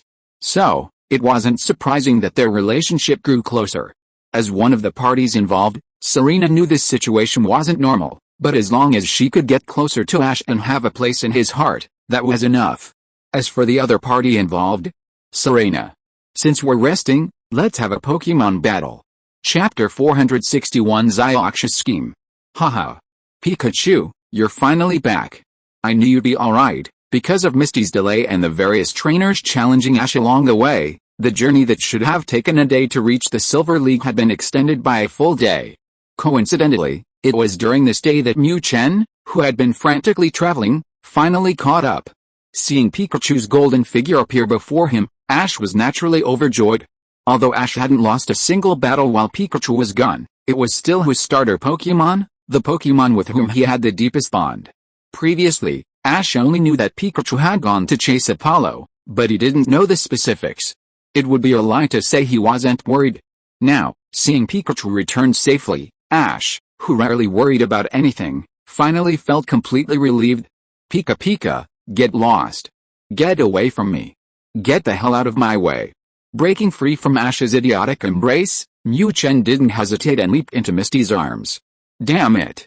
What are you doing hugging me, you filthy old man? You're all sweaty. My Misty smells much better. Having been simmering with pent-up frustration after Ling Zi's actions, Mu Chen was definitely feeling restless. Now that he'd finally seen his precious Misty, while he wouldn't actually do anything in broad daylight, a quick snuggle and some rubbing against her was inevitable. Pikachu. You're such a little rascal. Do you know how worried I was, the moment she was in his arms? The little yellow mouse's paws expertly slipped into her private parts. With her body providing cover, Misty wasn't worried about Ash and the others finding out. But a touch of shyness was definitely in order. If it weren't for the fact that she'd been separated from this jerk for over a day, and if it weren't for the lingering affection she felt for him, Xiaoxia would have definitely given him a stylish back throw. Pikachu, let me vent my anger, it'll be over in a bit. Mu Chen knew that doing this would definitely anger Xiaoxia. But unfortunately, this pent-up anger had been brewing since last night and had been building up until now. The reason he was able to run so fast was because of this pent-up anger. Now that he saw Xiaoxia, Mu Chen couldn't hold back any longer. Xiaoxia. Now that Pikachu is back, let's continue on our way. With Pikachu back and the Silver League just around the corner, Xiaoxia didn't want to waste a single minute. Let's go. This time, Xiaoxia didn't refuse Xiaoxia's request. With her nemesis back, she was completely at ease. Whether or not she challenged some damn league, Xiaoxia didn't care at all. At this moment, Xiaoxia was only thinking about waiting until nightfall to properly tell that bastard Mu Chen about the progress between Xiaoxia and Serena. Xiaoxia no longer objected, and Serena was even more accommodating to Xiaoxia's every request, so the rest of the journey naturally proceeded without any surprises. I am Xiaoxia from the Kanto region. I want to challenge the Elite Four members of the Silver League. Finally arriving at the Silver League, Xiaoxia immediately stated his purpose to the staff. Coming to the Johto region and to the Silver League, Xiaoxia's goal was to challenge these gym leaders and Elite Four members to hone his skills. Now, his journey in the Johto region had reached its final stage. Mr. Champion, I will report your request to the Elite Four members. Please rest for the night with the two beautiful ladies. It was already late, and even if Xiaoxia was the champion of the Kanto region, or even Lance, the champion of the Johto region, no one would tolerate him. Who the hell would come out in the middle of the night for a challenge? The Elite Four members are all incredibly noble beings. Haha. No problem, as long as there's a challenge, morning or night makes no difference to Ash. Under the arrangement of the Silver League staff, Ash and his group finally left the wild area and arrived at their warm room. Originally, the Silver League staff planned to arrange 2 rooms for Ash and his 2 companions. Whether it was 2 pretty girls sharing a room, or Ash sharing with one of the girls, it would be convenient. Ash had no problem with this arrangement. He could sleep in one room, and Misty and Serena could share another, which would be enough. However, Misty decisively objected to this arrangement. It wasn't that she harbored any hostility towards Serena, but what about that rascal Pikachu? After being separated for almost 2 days, Misty had so much to say to Pikachu. If that rascal Pikachu were to suddenly appear in front of Serena, wouldn't that scare Serena to death? Of course, as a smart girl, Misty naturally wouldn't directly refuse. Such a refusal, even if others don't say anything, will definitely cause some controversy for Serena. Let's just arrange 3 rooms for us. Everyone's tired, so we won't disturb each other. This was the official excuse. Serena. Don't blame me for not giving you a chance. Tonight, whether you have Ash come to your room or you go to his, isn't it much more convenient? Zyaaksha winked and gave Serena a mischievous smile. Zyaaksha, suddenly teased by Zyaaksha like this, Serena naturally blushed. However, Zyaaksha, it's not really appropriate for me to go see Ash so late at night, is it? She was tempted. Recently, her relationship with Ash had become much closer, and now hearing Zyaaksha's suggestion, Serena, who is already deeply infatuated with Ash, was decisively tempted. That's easy. What does this idiot like? Go find him and discuss Pokémon battles. Reasons and excuses were plentiful, weren't they? Getting into Ash's room couldn't be easier. As for what might happen after Serena enters Ash's room, that's not something Zyaaksha could care about. Anyway, Ash is such a simpleton, and if Serena doesn't take the initiative, Pikachu's mission will have no hope of being completed. For the sake of Pikachu, and even more so for her own future happiness, Zyaaksha's little head was constantly churning with all sorts of ideas to improve their relationship. Pika, holy crap. Is that even possible? Being in Zyaaksha's arms, Mu Chen naturally heard the entire conversation between the 2 girls. Hearing Zyaaksha actually trying to persuade Serena to throw herself into his arms, Mu Chen was stunned. Damn. When a young lady gets into a flirtatious mood, even I, a grown man, am ashamed. Chapter 462 Transformation Time Extended. Pikachu. You bastard.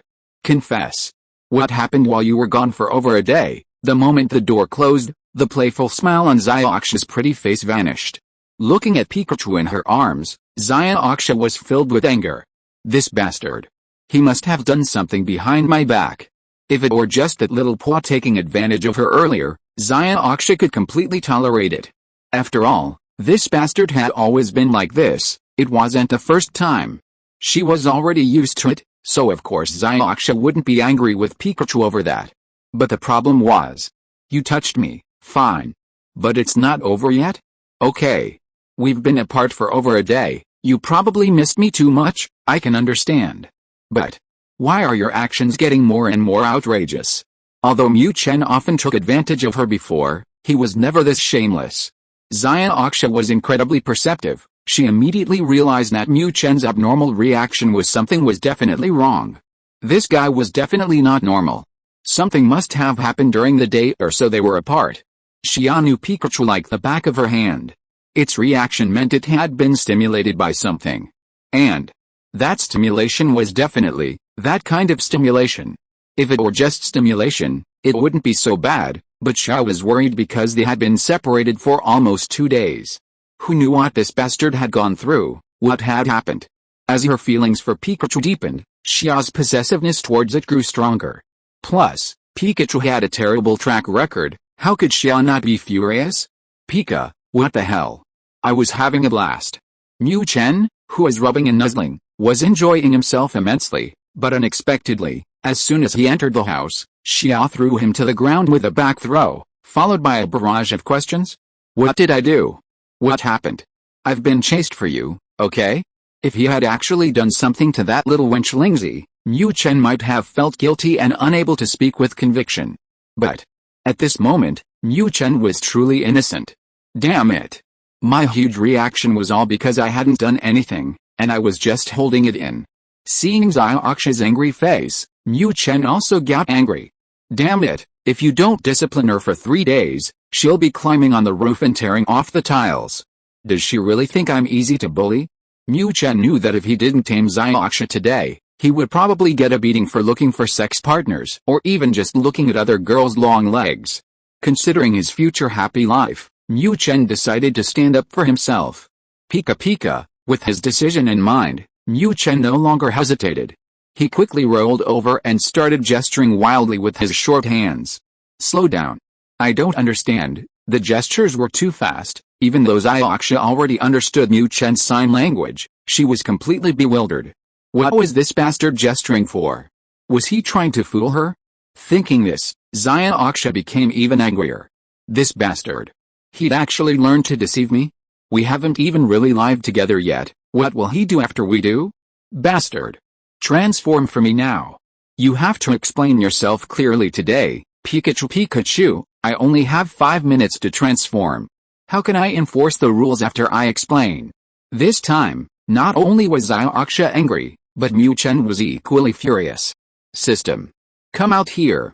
Seeing Xiaoxia's attitude, Mu Chen knew that gestures alone wouldn't solve the problem. But he really didn't want to waste those precious 5 minutes of transformation time explaining. Host, is something wrong? While enjoying the gossip, the system was suddenly called by Mu Chen, its voice filled with surprise. Pikachu, hurry up. Let's discuss this, give me more transformation time. I have to settle things with that woman, Xiaoxia, today. With limited transformation time, he couldn't even get anything done, so Mu Chen naturally thought of the system. Host, transformation time is fixed. Please try your best to complete the task, that was the system's reply. Want more transformation time? Are you dreaming? If I increased your transformation time, wouldn't you just slack off and do nothing in future tasks?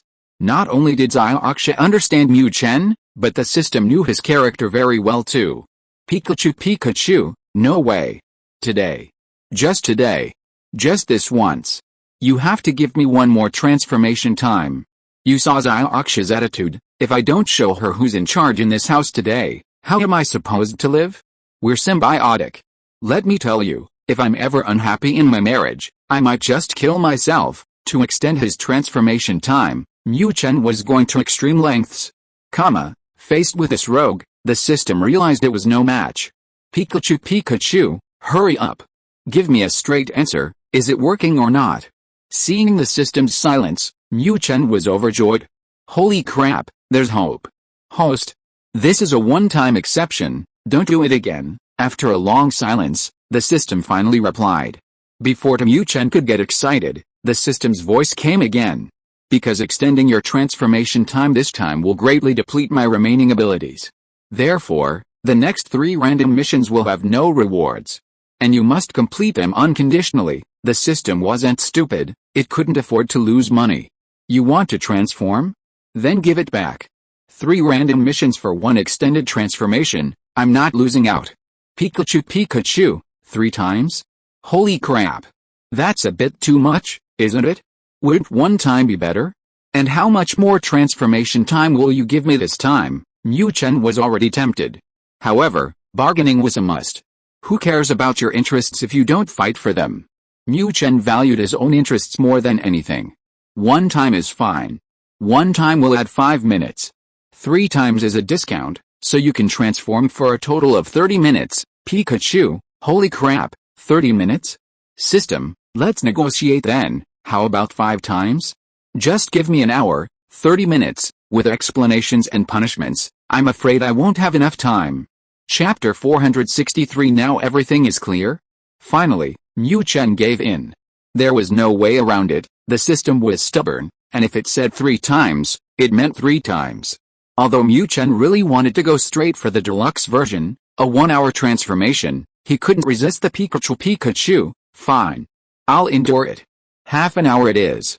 When he first saw the real bird, Mu Chen was already excited, but he was in the middle of a fierce battle and could only suppress his desires.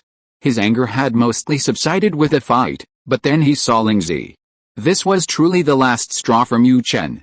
If it were just the usual Lingzi, Mu Chen, who had seen her many times, could tolerate it. But the problem was, this time, This was truly unbearable for Mu Chen. Mu Chen swore that if he hadn't been so concerned about the astonishing secret of the transformation, and if he hadn't so distrusted Lingzi's brother, Aju, he would have launched a fierce attack on Lingzi no matter what. Finally, Mu Chen forced himself to control his anger and return to Xiaoxua's side. Back with Xiaoxua, he could no longer contain himself. Originally, considering the limited transformation time and the lack of opportunities to do much, Mu Chen had planned to wait until midnight to study the dragon sister Latius, or perhaps even summon Melodic or Gardevoir for a sparring match. But unexpectedly, the system was incredibly helpful this time. Although 30 minutes of transformation time was still a bit short, Mu Chen was confident he could end the battle quickly as long as he didn't waste too much time. Of course, that was a matter for later. Right now, Mu Chen was facing Xiaoxua's questioning. Pikachu. You bastard. What are you doing right now? Pikachu, like a silly goose, kept calling out Pika. Pika, to the air, leaving Xiaoxua completely bewildered. What was this all about? Trying to change the subject? Trying to escape my interrogation? HMPH. Don't even think about it. If you don't give me a clear explanation today, I will never speak to you again. The jealousy has already boiled over, and Xiaoxua is determined to get to the bottom of what that bastard Pikachu did before she'll stop. Xiaoxua knows that if Mu Chen isn't kept in check, he'll definitely cause trouble. Pika, what's the rush? Do I not need to discuss this with the system before I can explain? Seeing Xiaoxua's still angry face, Mu Chen, having finished his discussion, is not afraid at all. Pretend.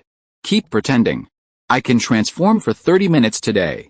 Let's see if I don't take you down in no time. Pikachu. You bastard.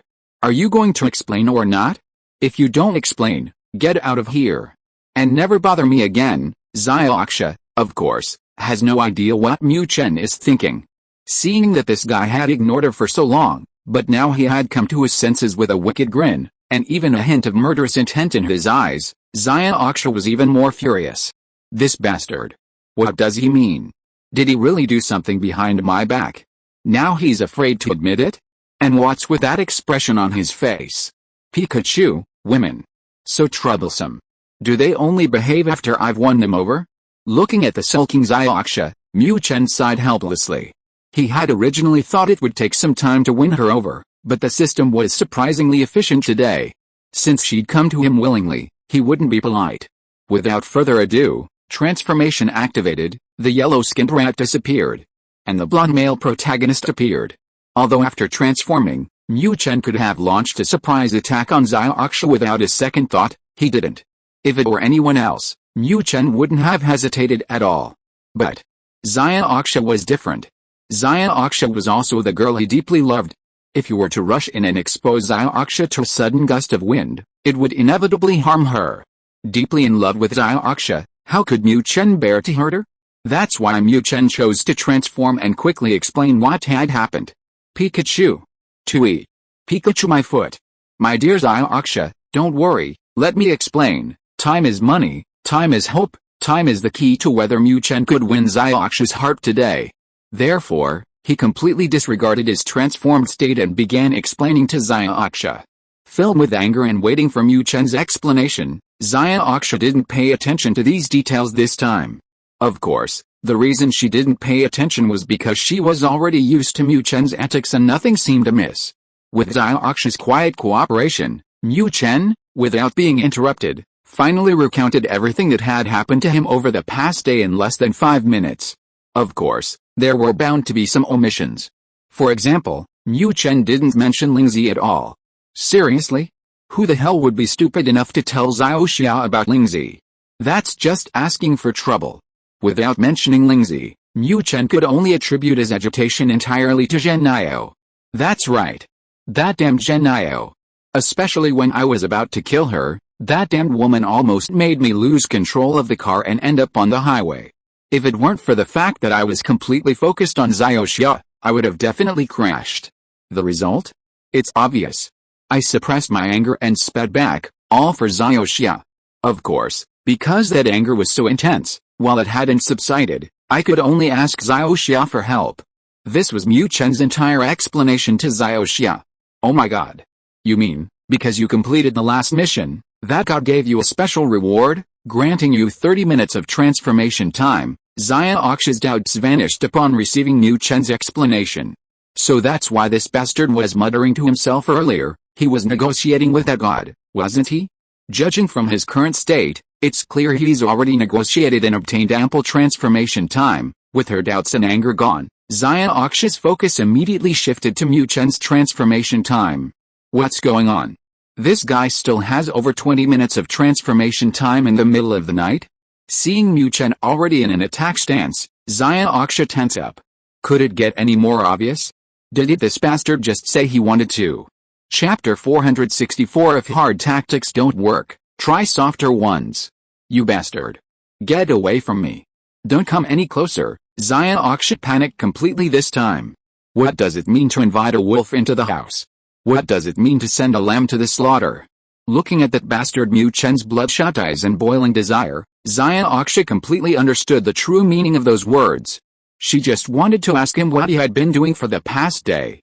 She really wasn't ready. She didn't intend to be with this bastard right now. Although Xiaoxia's heart was already filled with Mu Chen, this sudden turn of events still terrified the still naive girl. These kinds of things really require ample mental preparation beforehand. Unfortunately, today it was just too sudden. Xiaoxia was completely unprepared, and she didn't want her precious first time to be lost so inexplicably. You know, a girl's first time is something very precious and memorable. Forget about doing anything romantic for me, at least give me some sweet talk, set the mood, and build some chemistry, right? But what did Mu Chen do? He was like a werewolf in the dead of night, clearly trying to force himself on her. This was something Xiaoxia simply couldn't accept. Pshaw! Xiaoxia. Time is limited, let's get down to business first, we can talk about the rest later. Seeing Xiaoxia backing away, Mu Chen was helpless. Don't I want romance? Don't I want some foreplay to build chemistry? But time doesn't allow it. He'd already spent several minutes explaining, and now this delay had added several more. With less than 20 minutes left of the transformation time, Mu Chen was getting anxious. He'd waited 1,000 years for this opportunity, an extended transformation time to be intimate with his beloved girl. How could Mu Chen possibly miss such an opportunity? Although Mu Chen knew that if he recklessly pounced on her, it would definitely hurt the girl he loved so deeply. But the problem was, there was really no other way. Damn it. Never mind, let's go. Considering the time constraints, considering that he didn't know when he would get another chance like this, and remembering a saying he had heard online in his previous life, Mu Chen's courage suddenly grew. As for what that saying was? Women, once you've had sex with them and coax them a bit, are definitely much easier to deal with than before. Of course, this statement might be very one-sided, but for Mu Chen at this moment, it was a good medicine to embolden him. Ah! Bastard! Get away! Get away from me! Seeing that Mu Chen actually pounced on her without thinking, Xiaoxia was so frightened that she fell to the ground, kicking her legs repeatedly. Bang! Bang! Bang! In this world, girls are not as weak as in Mu Chen's previous world. Even Xiaoxia, with her pair of strong and long legs, kicked with considerable force. Caught off guard, Mu Chen was kicked several times by Xiaoxia. Ouch! Go easy, it hurts so much. Xiaoxia, don't resist anymore, time is really limited, who knows when the next opportunity like this will come. Don't you love me? With Xiaoxia's desperate defense, Mu Chen really had nowhere to attack. Against others, even against those old women like Melodic, Mu Chen could unhesitatingly send out a 100,000 volt attack or an electromagnetic wave to shut them up. But the problem was, the person in front of Mu Chen at this moment was his beloved Xiaoxia. Mu Chen could bring himself to attack others, but he absolutely could not bring himself to attack Xiaoxia. It was precisely because of this that, facing Xiaoxia's desperate resistance, Mu Chen could only temporarily stop his attack and try to persuade her. No. I don't want to. It's too sudden, I can't accept it. Get away from me. If at the beginning Xiaoxia was shy with a little expectation, then at this moment Xiaoxia was completely terrified. In Mu Chen's werewolf-like state, Xiaoxia had absolutely no interest in him. All she wanted to do was chase this werewolf-like jerk away. Oh. Xiaoxia. It's normal to be scared the first time, just bear with it. Time is running out, don't resist anymore. I love you, you know that. I promise, I'll treat you even better from now on. I'll only love you for the rest of my life. Aksha continued to resist. Forcing her was impossible at this point. Helpless, Mu Chen could only resort to his persuasive skills. But, I'm scared. Finally, seeing Mu Chen soften, Aksha's resistance gradually disappeared under his sweet words. Good girl. Baby, don't be afraid, I'm very gentle. Aksha finally lowered her guard, and Mu Chen was overjoyed. Of course, on the surface, his movements were extremely gentle, and his eyes were full of tenderness. After Aksha's previous resistance, Mu Chen had completely mastered the techniques for winning her over. Obviously, forcing her was absolutely out of the question. Then go slowly. Finally, under Mu Chen's affectionate gaze, Aksha succumbed. She had heard from her sister that a girl's first time would be very painful, which was why Aksha was afraid. Before, Mu Chen was like a werewolf, and Aksha absolutely refused to give in. Now, Mu Chen had transformed into a gentle and warm man, and Aksha's heart no longer resisted. After all, Aksha's heart was also full of love for Mu Chen. Aksha had also waited and anticipated this day for a very long time. At the same time, Aksha knew in her heart that Mu Chen was right about one thing. His transformation time was previously an awkward 5 minutes, during which he really couldn't do anything. Now that he finally had this extra opportunity, if he didn't seize it, he really didn't know when the next one would come. Okay. Baby, I will definitely be very gentle. Holy crap. He finally won her over. Looking at the girl with her eyes closed, her eyelids still trembling slightly, but without any defenses, Mu Chen was excited. Damn it. How long have I been waiting for this day? Finally.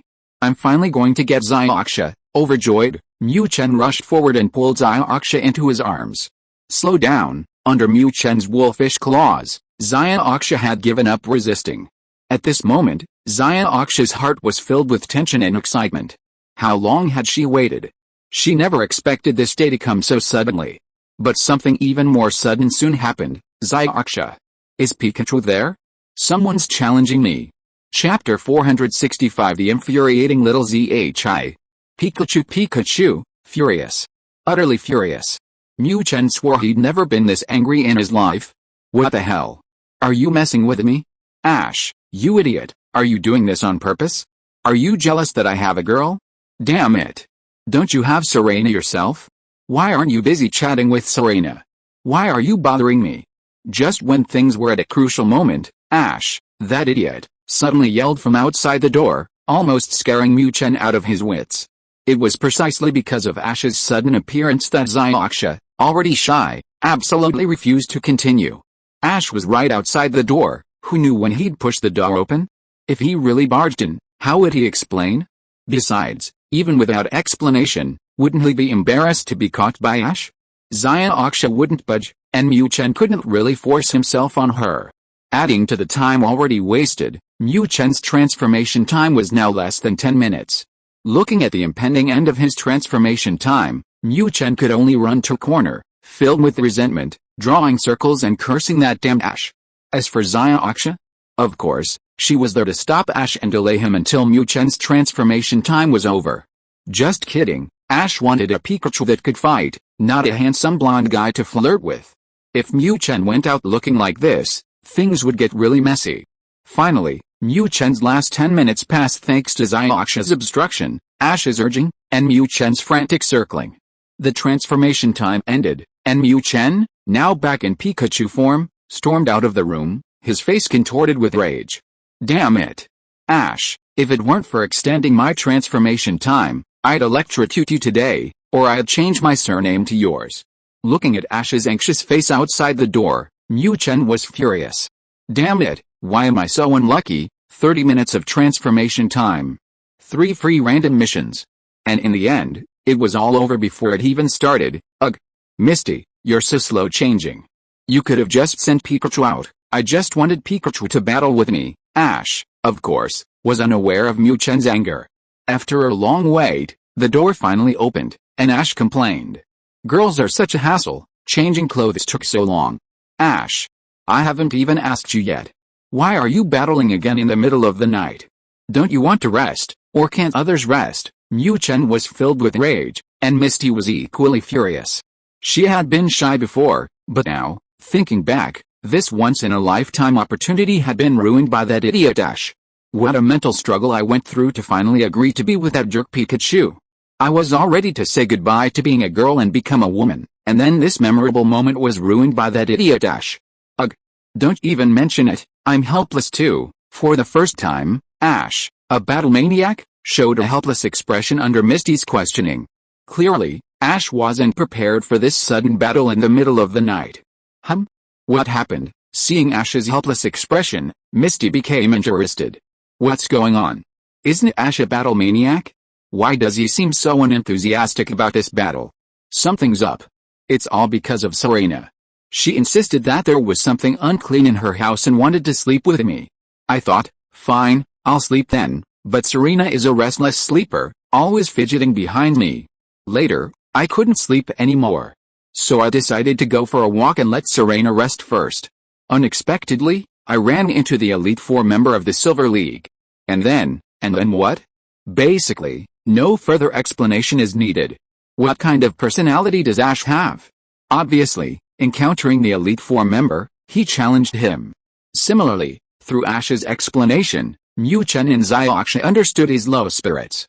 Clearly, his low spirits weren't due to the battle itself, he's still a mindless battle maniac. His low spirits were simply because he hadn't slept well the night before and had been ambushed by Serena. Through Ash's description, Mu Chen had roughly sketched out the various scenes that had occurred between Ash and Serena in his mind. Clearly, Miss Serena had taken the initiative. Unfortunately, this guy was so stubborn it was utterly hopeless. Serena wasn't just moving around randomly, she was practically signaling to this idiot that she was ready to attack at any moment. Thinking about this, Mu Chen was even more furious. You bastard, can't you be a little more careful? I've sacrificed so much for Xiaoxia, and you ruined it all. And what did you do? Serena took the initiative, and you said she was restless in her sleep? Then you just abandoned her and went off to challenge someone else? Is your brain filled with rust, Ash? You really are something. Mu Chen was desperate for Ash, and Xiaoxia was almost the same. Good heavens. Serena took the initiative, and this is what you do? Looking at the bewildered Ash, Xiaoxia truly didn't know what to say to him. In fact, because of Ash's behavior, Xiaoxia was filled with regret. She should have known better than to resist so fiercely. If they miss this opportunity, can Ash, that blockhead, and Pikachu, that bastard, still complete the main quest? If they can't. Alright. Pikachu, let's go, the Elite Four is still waiting for me. Misty, do you want to go watch? Ash, of course, had no idea how Misty and Pikachu were evaluating him. Having already recounted everything that had happened, Ash had no patience to wait any longer. The Elite Four had been waiting for ages. If they left any longer, who would challenge him? Pika, damn it. Fight. Fight. Fight. All you ever do is fight. Hearing Ash's urging, Mu Chen became even angrier. Damn it, let whoever wants to go, I'm not going. You ruined my plans, and you expect me to fight for you? Are you dreaming? Just as Mu Chen was about to gracefully send Ash off, the system popped up again. Host, defeating the Elite Four counts as completing a random quest. If you are listening to this novel on a channel other than Fanfic World, it means it was downloaded and re-uploaded without effort. We warmly invite you to visit our channel, Fanfic World. There you will find the original version of this story and many other novels of various genres. We look forward to seeing you dive into a world of incredible novels. Why don't I understand Chapter 466? Elite Four member, sorry to have kept you waiting. Our match can begin now. Ash breathed a sigh of relief as he looked at Elite Four member, who was still waiting in the same spot. Thank goodness. Thank goodness this guy hadn't left.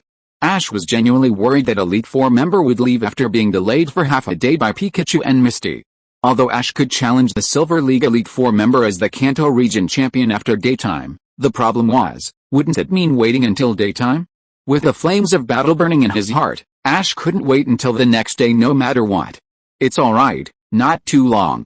So, let's begin now. Elite Four member, the Silver League's psychic Elite Four member, gave Ash a meaningful look and revealed a faint smile. Pikachu, is it because of you, you bastard? Looking at Elite Four member talking trash, the flames in Mu Chen's eyes seemed to burn. To sum it up, my plans were ruined today. Ash, that idiot, is responsible, but you worthless psychic king, Yishu, are equally responsible.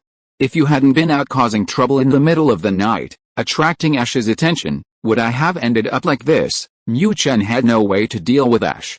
But he would absolutely not be polite to Yishu. Initially, when his plans were ruined, Mu Chen didn't want to help Ash fight. He planned to find a place to sit back and watch the show. But the system, of all people, popped up. A random mission was issued, and Mu Chen, having signed a contract, had no choice but to accept. At least he managed to electrocute Yishu. He completed a mission, right? With 3 missions that didn't yield rewards, Mu Chen felt immense pressure. Alright. Let's begin now. Yishu, what are your challenge rules? When challenging someone, one must naturally follow their rules. Ash wouldn't bother seeking out Pikachu against an ordinary opponent. But this one was none other than the Silver League's top champion, the Psychic Elite Four member, Aishu. It was precisely because of Aishu's reputation that Ash went to Misty's place in the middle of the night to drag Pikachu out. Haha. Just playing around, no need to take it too seriously. How about this, 3 against 3, each person takes turns sending 3 Pokémon, and if all 3 are eliminated, it's a loss, no problem. Then you're chosen, Gardevoir. It was a very ordinary rule, and Ash naturally had no objections. For this first battle, considering his opponent was a Psychic Elite Four member, Ash's choice was also a Psychic-type Pokémon, Gardevoir. As for Pikachu, that was just for backup, a safety net. Ash might not be the most emotionally intelligent, but his battle instincts were very sharp. Without knowing Aishu's strength, Ash certainly wouldn't send out his main force immediately. Gardevoir? Interesting. Well then, my first Pokémon to battle will be you, Gardevoir. As the Elite Four member of the Psychic type, Itsuki's Pokémon are naturally all top-tier Psychic types.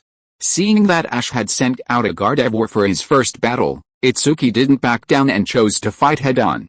Pikachu, the clash of weaklings began again. Looking at the 2 Gardevoirs ready to fight, Mu Chen yawned boredly. Damn it, you might as well just let me go in and finish this quickly. Why waste time with this? Of course, this was just a complaint. If Ash could defeat Itsuki without him having to lift a finger, Mu Chen would be happy to win without lifting a finger. At the same time, just as Ash and Itsuki started their battle, Misty arrived at Serena's room. Serena, you attacked Ash. Looking at Serena's sorrowful face, Misty's pretty face was full of gossip. Oh my god. Serena's got guts. She took the initiative? I just wanted to create an opportunity for you two to chat and get to know each other better. Initially, Misty suggested splitting up into 3 rooms, one for Pikachu, that jerk, and another for Serena and Ash. Misty had even suggested giving Serena a chance to discuss Pokémon battles with Ash, something to appeal to his interests. But Serena was so bold. Oh my. Don't say that, I'm so embarrassed. Misty.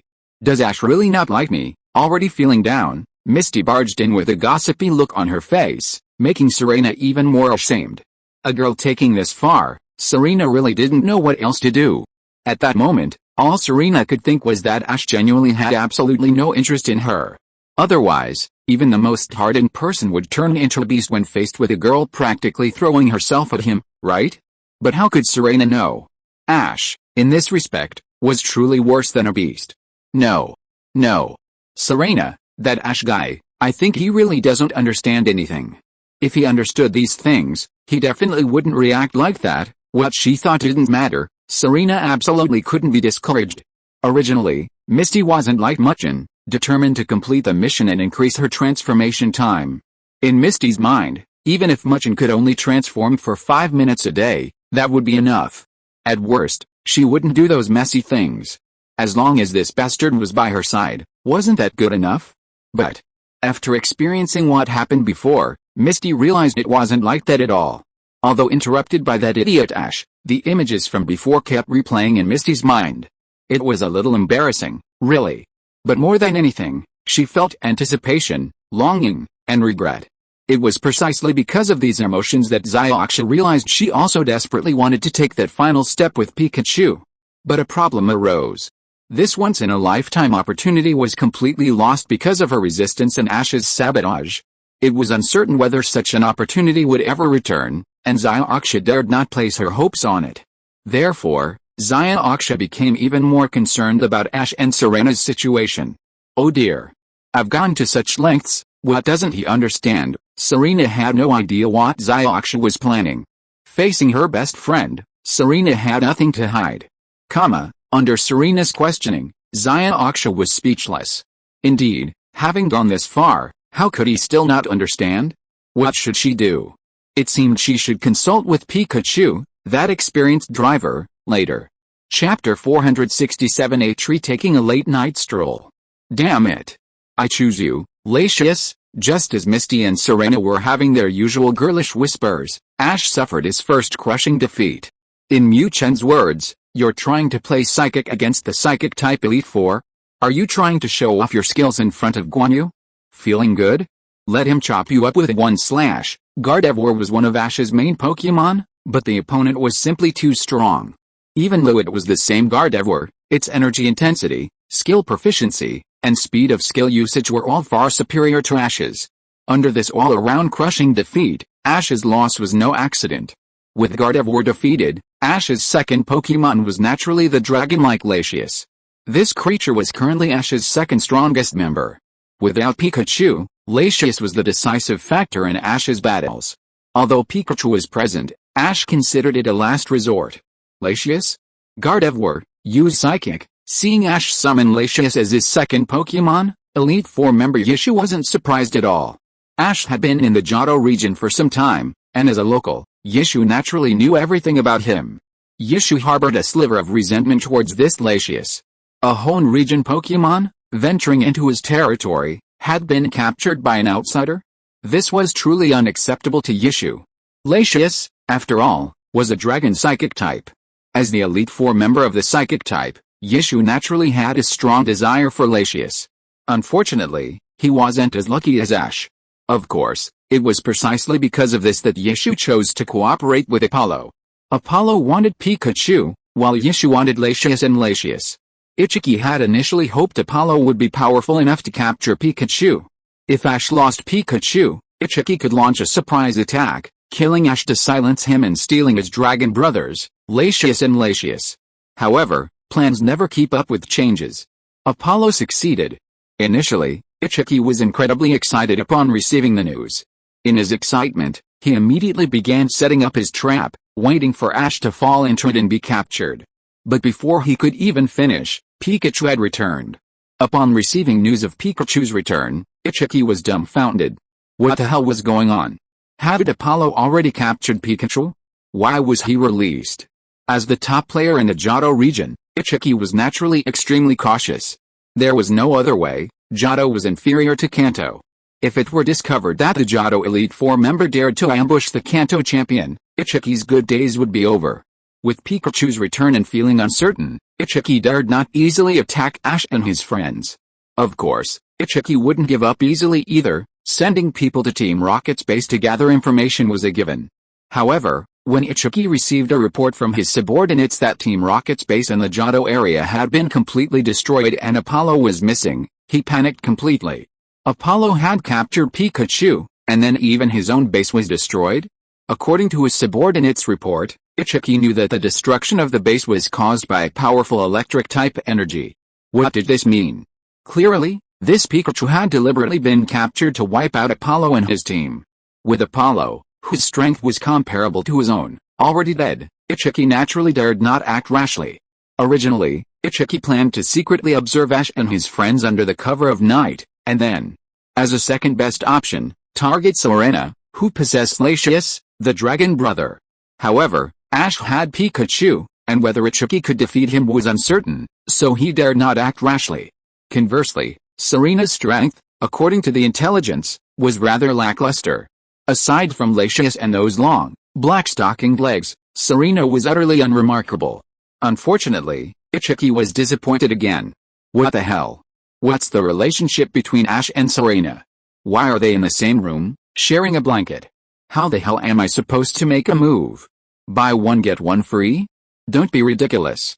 If I dared to make a move, I might just end up in jail. Seeing that Serena was in the same room as Ash, Ichiki could only abandon his plan to ambush her in utter frustration. But unexpectedly, no sooner had he given up and left than Ash suddenly rushed out. Being bumped right into by Ash, it would be a lie to say Ichuki wasn't scared.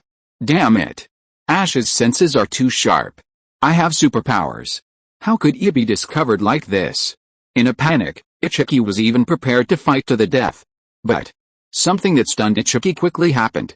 Ash, upon seeing him, showed no wariness or defensiveness whatsoever. Instead, he excitedly challenged him. This was far beyond Ichuki's expectations. So this idiot hadn't noticed him, and was just out for a stroll after exercising late at night? And I just happened to bump into him? Although Ichuki really wasn't in the mood to waste time arguing with Ash in the middle of the night, having been discovered, Ichuki couldn't refuse. And so, the duel that Mu Chen found so infuriating began. Of course, Ash was completely unaware of Ichuki's secret planning. At this moment, Ash was completely immersed in the intense battle. What's wrong with the middle of the night? Can't you challenge someone in the middle of the night? Didn't you see that even Elite Four member couldn't sleep and came out for a stroll? Lacius, ignore Gardevoir's psychic attack, use calm mind. Ash initially didn't value Lacius's calm mind skill. But when Pikachu wasn't around, and Ash used Lacius in battles, he realized just how powerful this skill was. Not only did it raise Lacius's special defense, but it also increased its special attack. With calm mind active, it was practically a mobile turret. Gardevoir used hypnosis. As the Psychic Elite Four member, Ash knew how powerful calm mind was. If Lacius activated it, he wouldn't even see Pikachu and would be wiped out in a 1v3. Chapter 468 The Natural Bird's Premonition of the Future. Lacius, well done. Although meditation was interrupted by Gardevoir's hypnosis after only a brief moment, Lacius's overall strength was undeniable.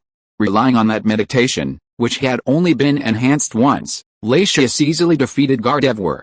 Now, Yishu had summoned his second Pokémon, Natu. Natu is known as a Pokémon capable of predicting the future. Generally speaking, not many people use this Pokémon as their main force.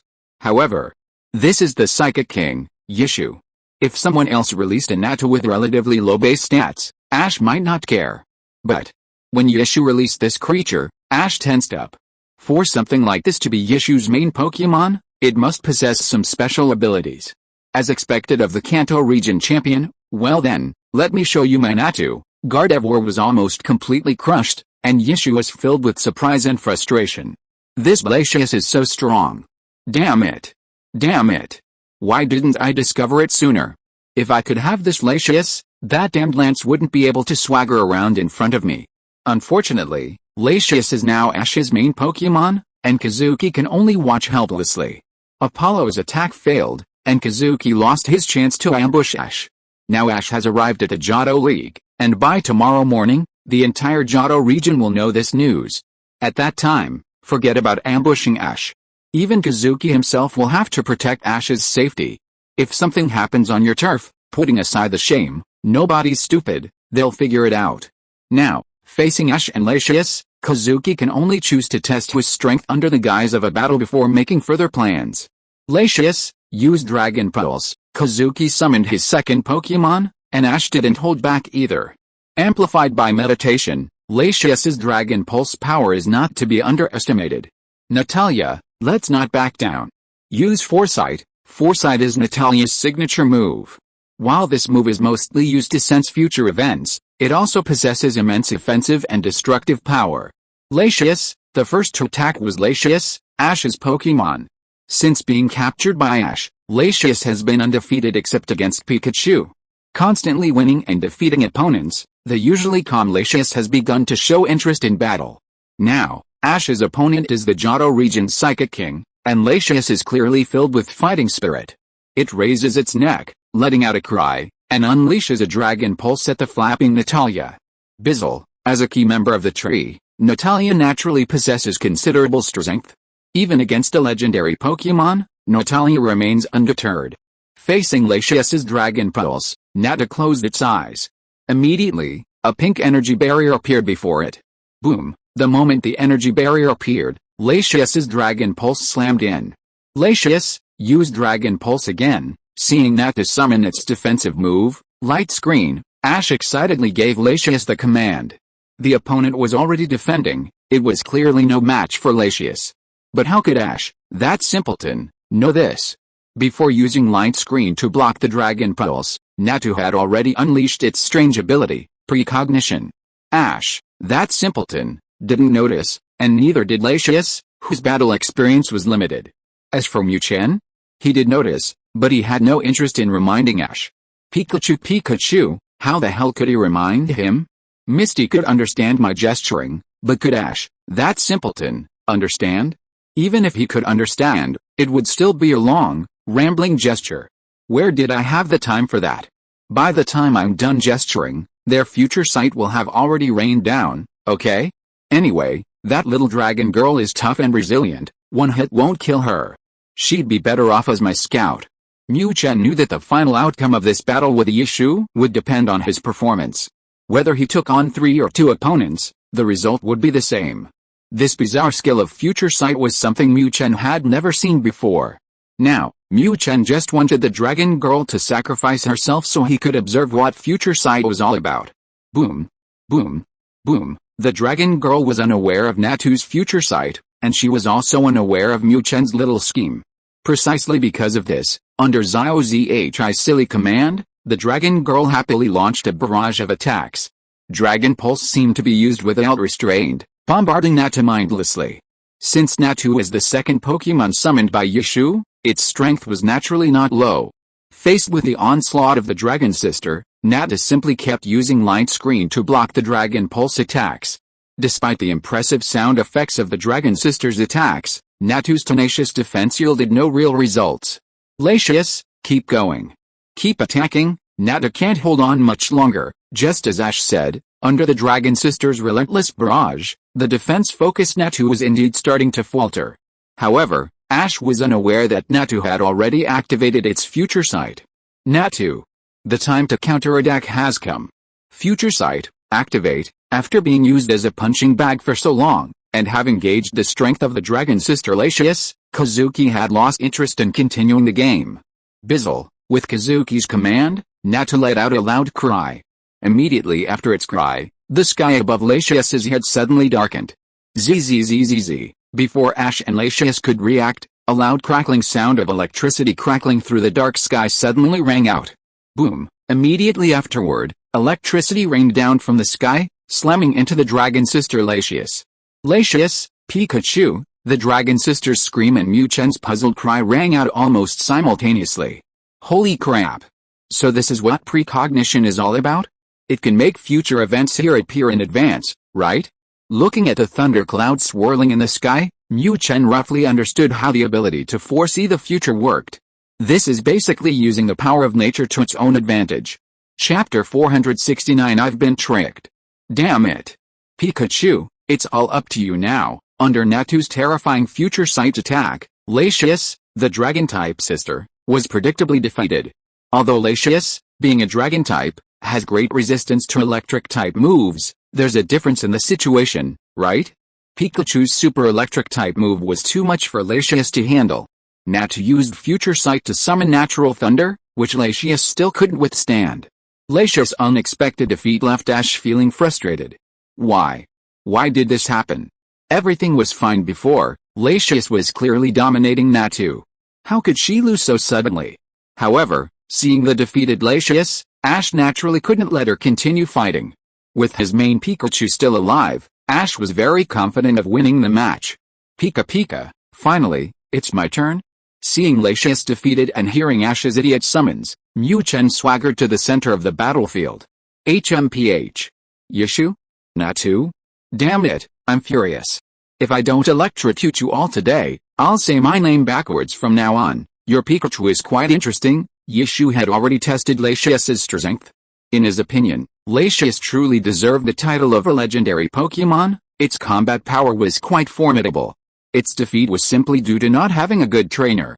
Yishu dared to say that if this Latius belonged to him, he could definitely improve its strength by at least 30%.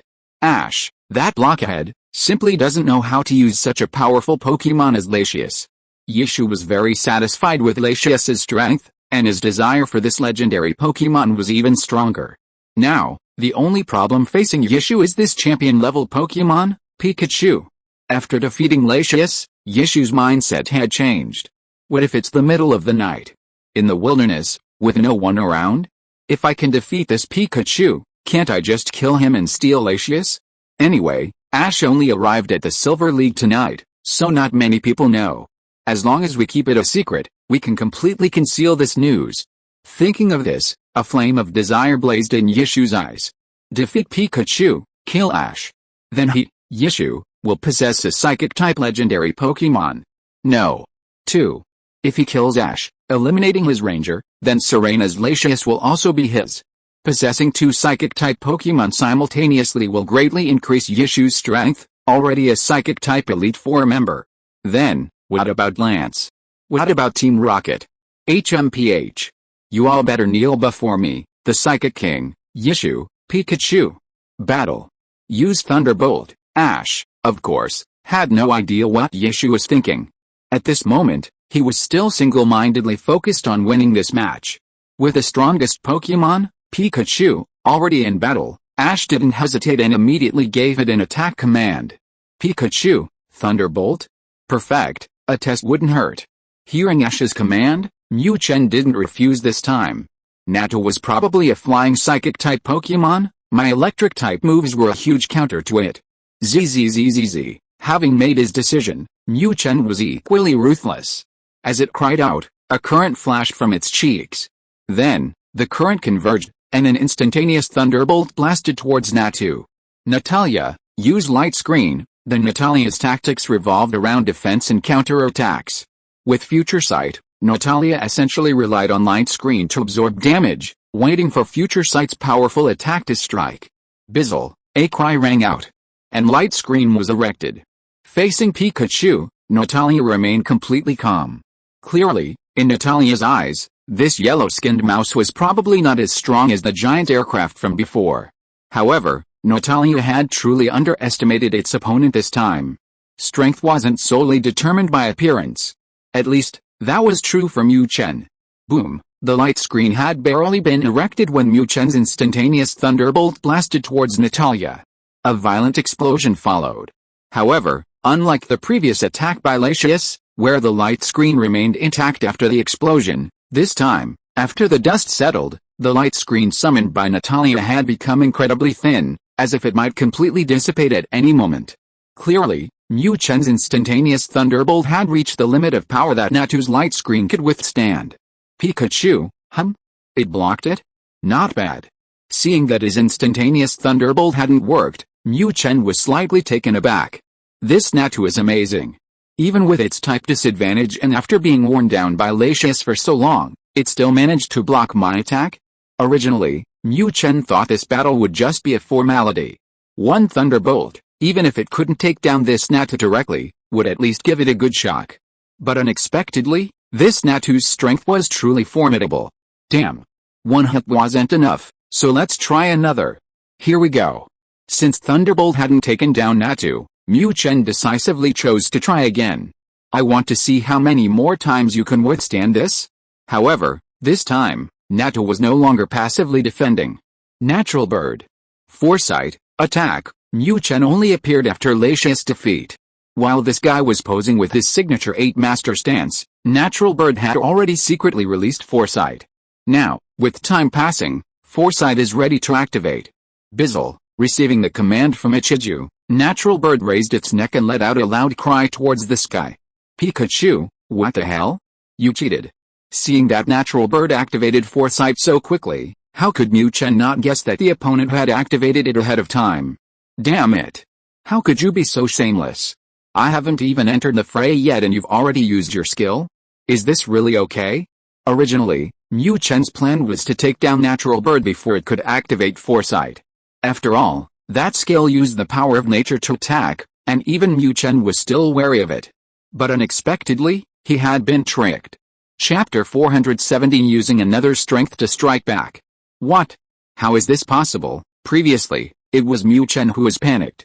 However, not long after, the panicked one was the previously confident Elite Four member, Yishu. In Yishu's view, although this Pikachu was a champion Pokémon, no matter how powerful it was, it absolutely could not withstand the power of nature. Natu's use of future sight was simply using its own power to activate the natural forces that would occur in this place in the future. This was a key that could unlock endless power. But unexpectedly, after Natu successfully activated future sight and activated the power of nature, this Pikachu was completely unaffected. Looking at the Pikachu striking a pose in the thunderstorm, Yishu was speechless. This is lightning immunity? Holy crap! Is this some kind of freakish thing? As the first leader of the Silver League, Yishu naturally knew a thing or two about Pokémon having abilities. But Yishu had never heard of anyone's ability being immune to this extent. Even if you're immune, there should be a limit to how much you can withstand, right? And what happened? Under this thunderous blast, seemingly a divine punishment, Pikachu didn't suffer the slightest harm. At most, it just got soaked. This is incredibly awkward. Pika, a tree was astonished, while Mu Chen, at this moment, activated his bragging mode. Damn. That scared me half to death. I thought this was so awesome, but it's just the same trick he used to defeat Lucius. Predicting the future, this thing should show what will happen here in the future. If it were any other natural force, Mu Chen would have a really hard time dealing with it. But this Natu, after electrocuting Lucius, actually wanted to use the same trick again, still using this heavenly lightning to electrocute him? Isn't this ridiculous? I'm immune to electric types, okay? Isn't heavenly lightning electricity? But Mu Chen didn't know that. If it were the old him, even with immunity, he wouldn't have been able to withstand such a devastating descent of natural power. Energy has its limits. But after completing his first main quest and successfully obtaining the Novice Pikachu qualification, he had completely transcended the concept of an ordinary Pokémon. At this moment, Mu Chen was a true legendary Pokémon. Legendary Pokémon like Raikou and Entei could sense the aura of their kind emanating from Mu Chen, which was why they were hostile towards him. However, he couldn't sense this Ichigo. Pikachu, after posing for so long, and striking a perfect pose, Mu Chen, without waiting for Ash's command, launched a counterattack against Natu. Damn it! Trying to play dirty tricks on me? Then bring it on. I'll electrocute you. Crackling sounds, with Mu Chen's cry, currents shot from his cheeks straight up to the sky, blasting towards the still lingering thunderclouds. Yes, the move Mu Chen used this time was the ultimate attack that would deplete all the energy in his body, thunder. Normally, Mu Chen wouldn't easily use this move. But at this moment, in this situation, if he didn't use it, wouldn't all his previous boasting have been for nothing? Generally speaking, after using thunder, Mu Chen would basically be finished. But this time was different. Induced by Natu's precognition, there was still a thundercloud in the sky. All Mu Chen had to do was expend a small amount of energy to activate this thundercloud, causing it to change its target. Using its momentum against him? HMPH. Don't think you're the only one who can play games. The energy used to activate thunder for Mu Chen was at most equivalent to 2 instantaneous 100,000 volts, completely insignificant. But for Yishu, that was truly deadly. Natu. Watch out, use light screen. The lightning was already brewing, ready to strike at any moment. There wasn't even time to recall Natu to its Pokeball. Faced with this situation, Yishu could only shout loudly, reminding Natu to be on guard. Boom. Even without Yishu's reminder, Natu had already activated light screen. Faced with the power of heaven and earth, Natu dare not be as arrogant as Pikachu on the other side. However, boom, boom, boom, light screen? Under the bombardment of the lightning, it was no different from a piece of brittle paper. Pikachu, well done. Well done, damn it. Ash's celebration and Yishu's annoyance came almost simultaneously. After the lightning, light screen disappeared, and Natu was already like a roasted chicken, lying on the ground that had been hit by the lightning.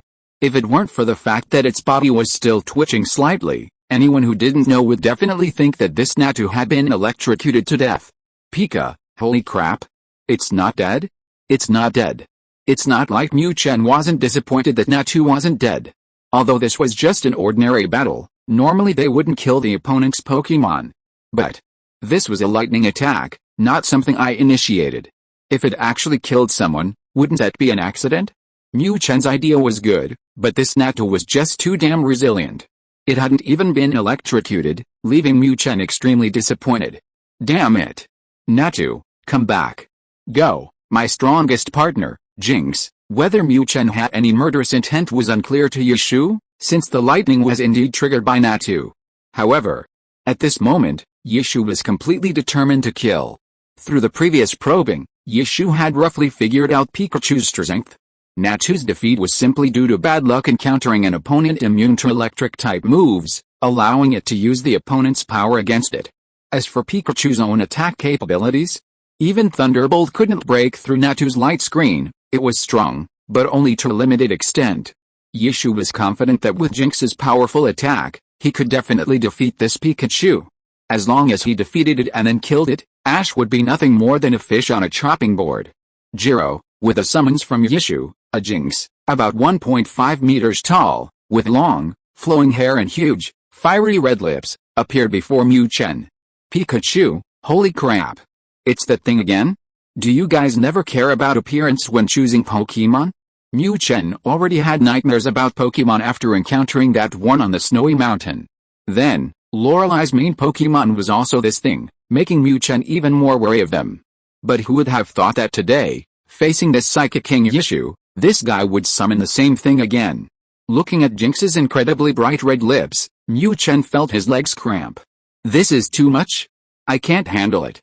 Chapter 471 Battle against the Flip Sister. Jinx, attack. Use Devil Kiss. With Jinx's arrival, the battle began, and Yishu showed no mercy. Seeing Pikachu hesitate briefly upon Jinx's appearance, Yishu seized the opportunity, immediately ordering Jinx to use its status move, Devil Kiss. While Devil Kiss doesn't have much offensive power, a successful kiss will stun the opponent, even causing them to fall asleep. Yishu didn't expect to knock Pikachu to sleep, but stunning it and rendering it inflexible was essential. To deal with Ash, Yishu had naturally paid attention to Ash's past battle videos. Through the videos, Yishu knew that Pikachu's greatest strengths were its speed and its incredibly powerful electric ball after charging. However, as the Silver League's top player, Yishu naturally understood the characteristics of electric ball. The faster the speed, the greater the power. If Devil Kiss hits, Pikachu wouldn't be able to utilize its speed, rendering its electric ball meaningless. Pikachu's focus was clearly off, and Yishu naturally wouldn't let this opportunity pass. Jiro, receiving Yishu's command, Jinx, with its short legs, pounced on the still hesitant yellow mouse. Pika, holy crap. This is terrible. Seeing Jinx enter the battle already made Mu Chen's heart pound, and now this thing was charging towards him with such eager eyes, Mu Chen was completely speechless. What the hell are you trying to do? I don't have such heavy tastes. I don't like you. Get lost. Without a doubt, facing the Jinx offering him its fiery red lips, Mu Chen decisively turned around, leaving it with a flustered yet dashing pose. Forget it, I can't beat this bastard. Even with a system mission, even if defeating this bastard would make up for Mu Chen's debt to the system, he still couldn't stand facing such a disgusting creature. Especially since this bastard actually sped up his pursuit after seeing him run away, yelling Pikachu Pikachu, keep your distance. Don't you know that? Distance makes the heart grow fonder. Haven't you heard that? While Mu Chen was frantically running away, he kept trying to persuade the pursuing Jinx. You bastard, wouldn't it be better if we stood at a distance and took turns using skills to fight him? Chase? Chase? What the hell are you chasing? I'm not interested in you. Unfortunately, Jinx's comprehension was clearly a bit off. Mu Chen's words were interpreted as praise. Zhulang, oh my god. Little cutie. You have such good taste. You know I'm beautiful, right? Stop running away. Let me take good care of you. Having received Pikachu's praise, Jinx ran even faster. This little yellow mouse has good taste. It actually knows how to appreciate my inner beauty. Pikachu. Don't dodge, battle. Use Thunderbolt. Ash, of course, couldn't understand the conversation between Mu Chen and Jinx. Seeing Pikachu's momentum suppressed after Jinx's appearance, even running away without daring to fight back, Ash became anxious. What's going on? Is this Jinx really that strong? That shouldn't be the case. Isn't Yishu a champion? I've challenged the champions of the Kanto region before. Even if their main Pokémon are strong, they shouldn't be able to suppress Pikachu to the point of not daring to fight back, right? Ha ha ha. Jinx, well done. Speed up. Get closer to Pikachu, use Body Slam. Unlike Ash, seeing Jinx's unused Devil Kiss scare Pikachu into running away, Yishu became excited. What champion Pokémon? Nothing special. It seems those Elite Four members from the Kanto region weren't even using their full strength, otherwise, how could Pikachu possibly become a champion? HMPH. After seeing my main fighter, Jinx, it finally showed its fear, didn't it? Pika Pika, damn it. Stop chasing. If you keep chasing, I'll get rough with you. What Ash and Kazuki were shouting at that idiot, Mu Chen didn't care at all. What he cared about at this moment was the Jinx that was chasing after him. I swear, Jinx is absolutely the most disgusting creature in the world, without exception. Jinx, get rough? What do you mean get rough? I don't quite understand. Does it mean you have to get physical? Okay. Okay. I like roughness. Come on. Little cutie. Don't be polite to me. The rougher the better. Jinx's strength may be very powerful, but its comprehension ability is absolutely driving Mu Chen crazy. Every time Mu Chen spoke, Jinx found an explanation. Pikachu, you're going too far. Finally, Mu Chen snapped. Why can't we reason with each other? You're forcing me to fight? Enraged, Mu Chen held nothing back. Since you disgusting bastard won't distance yourself, then I'll electrocute you until you have no choice but to. Zzzzz. Without a word, a 100,000 volt attack was unleashed, and electricity surged across Mu Chen's cheeks once more. An instantaneous 100,000 volts posed no challenge for Mu Chen now. This time, under the pressure of the disgusting Jinx, Mu Chen chose to unleash an infinite stream of instantaneous 100,000 volts. An infinite stream, naturally, meant one attack after another, like a barrage of cannonballs, giving the opponent no room to react. Although using such a ferocious attack would greatly deplete Mu Chen's energy, he had no other choice against this utterly disgusting Jinx. Jiu Lulang. Suddenly, a 100,000 volt shock struck, and the Jinx, who was still pouting and preparing to give Mu Chen a passionate kiss, was decisively hit. Being shocked by 100,000 volts is definitely not pleasant. However, before the Jinx could react, a second 100,000 volt shock struck again. Boom. Boom. Boom. The Jinx, swaying her slender waist, became the bullseye of the attack. Under Mu Chen's relentless attacks, all the Jinx could do was continuously let out painful screams. Why? Why? Why did you shock me? Didn't you say I was beautiful? Weren't you going to be rough with me? Why did you shock me? Under the attack of 100,000 volts, the Jinx's heart was filled with 100,000 whys. Chapter 472 Yishu's Plan. Damn it. Jinx, counterattack. Pikachu suddenly erupted, catching Jinx completely off guard. Seeing his Jinx caught in Pikachu's Thunderbolt attack, Yishu panicked. Although Jinx was powerful and could withstand the Thunderbolt attack for a short time, it was only temporary. If this Pikachu could maintain this terrifying offensive state, not only Jinx, but even a legendary Pokémon would eventually be defeated. Yishu didn't care about losing. It was just a matter of honor, and he'd lost before. But the problem was, this was his best chance to kill Ash and capture Dragonite. After tonight, everyone in the Silver League would know that Ash, the Kanto champion, had arrived. If that happened, how would Yishu have the chance to strike? Therefore, seeing Jinx at a disadvantage, Yishu decisively used an underhanded tactic. As he commanded Jinx, a pink energy fluctuation appeared on Yishu's body. Immediately, the energy surge transformed into a beam of light, blasting towards Pikachu, who was unleashing its powerful 100,000 volt attack. Clearly, it was the psychic Yishu who had made his move. Pikachu, what the hell? You can do this? Are all you psychics shameless? Suddenly attacked by psychic energy, Mu Chen could only retreat temporarily. Seeing Yishu continuing to interfere with him with psychic power, Mu Chen was furious. How can they all be so shameless? Before, when I challenged the Golden Gym, Sabrina also directly attacked. Now, facing you, the Psychic King, you personally intervened when things weren't going well. These weak psychics, one after another, are all utterly useless. Seeing Yishu resorting to underhanded tactics, the enraged Mu Chen held nothing back. You bastard, I was originally planning to torture you a little longer, but since you're asking for death, then go die. At this moment, Mu Chen already harbored murderous intent towards Yishu's Pokémon, Jinx.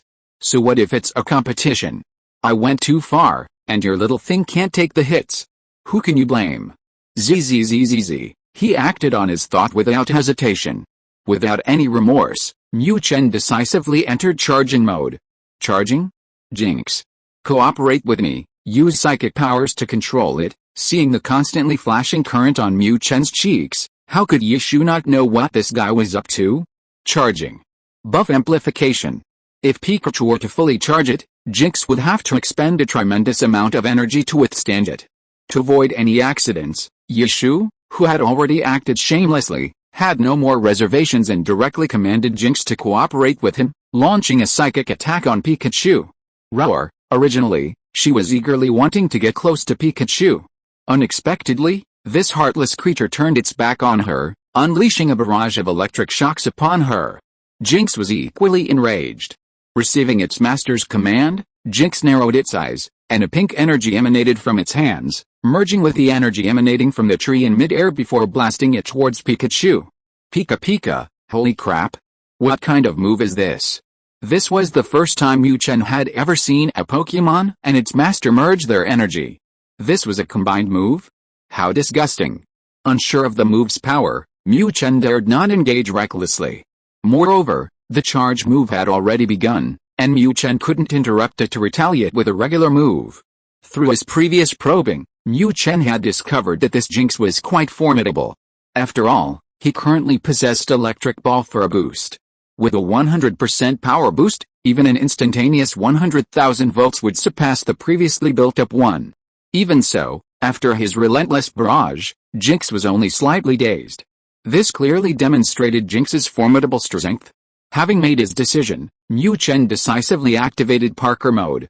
So what if your skills are powerful? I'm not playing with you. I'm running.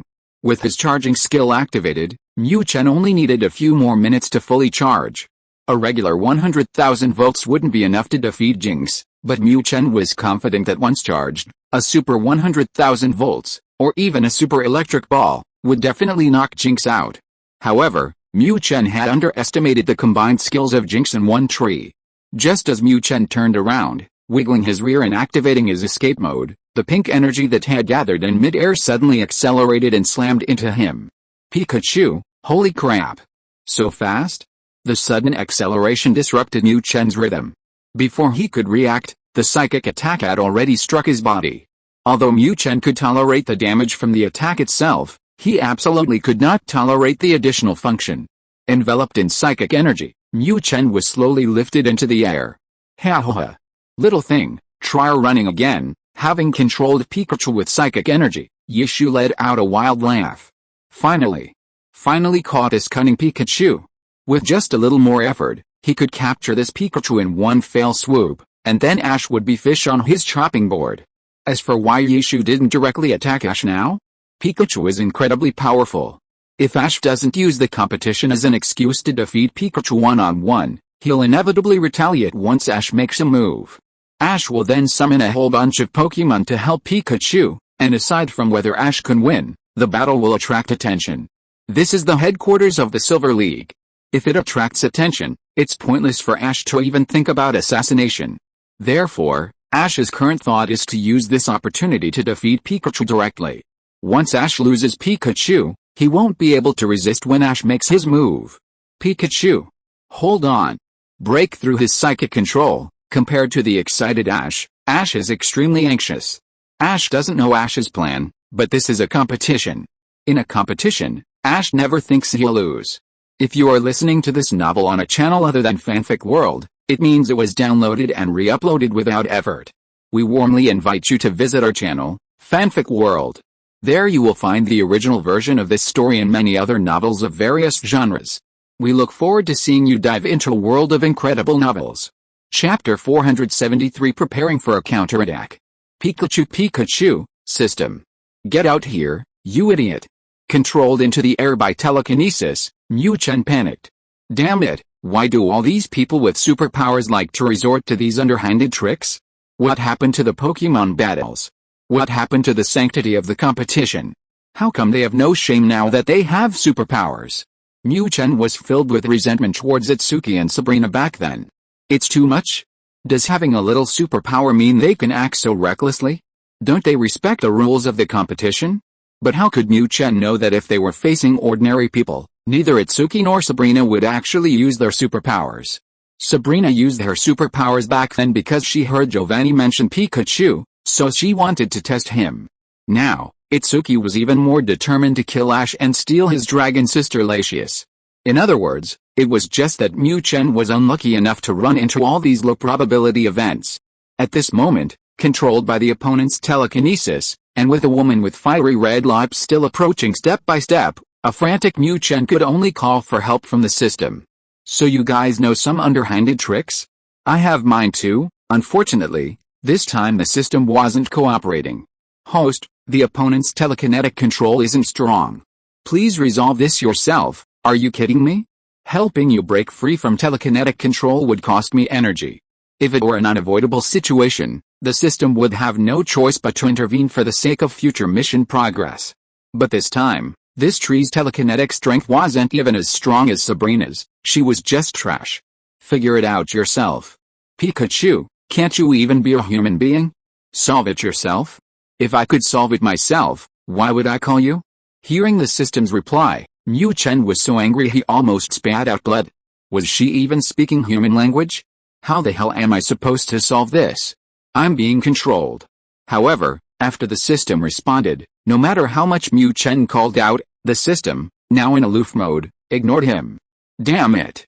Fine, it won't help. I refuse to believe it. Seeing that the system was determined not to help him, Mu Chen had no choice but to give up. Damn it. I'm a beginner Pikachu now, and I even have the matching artifact, the electric ball.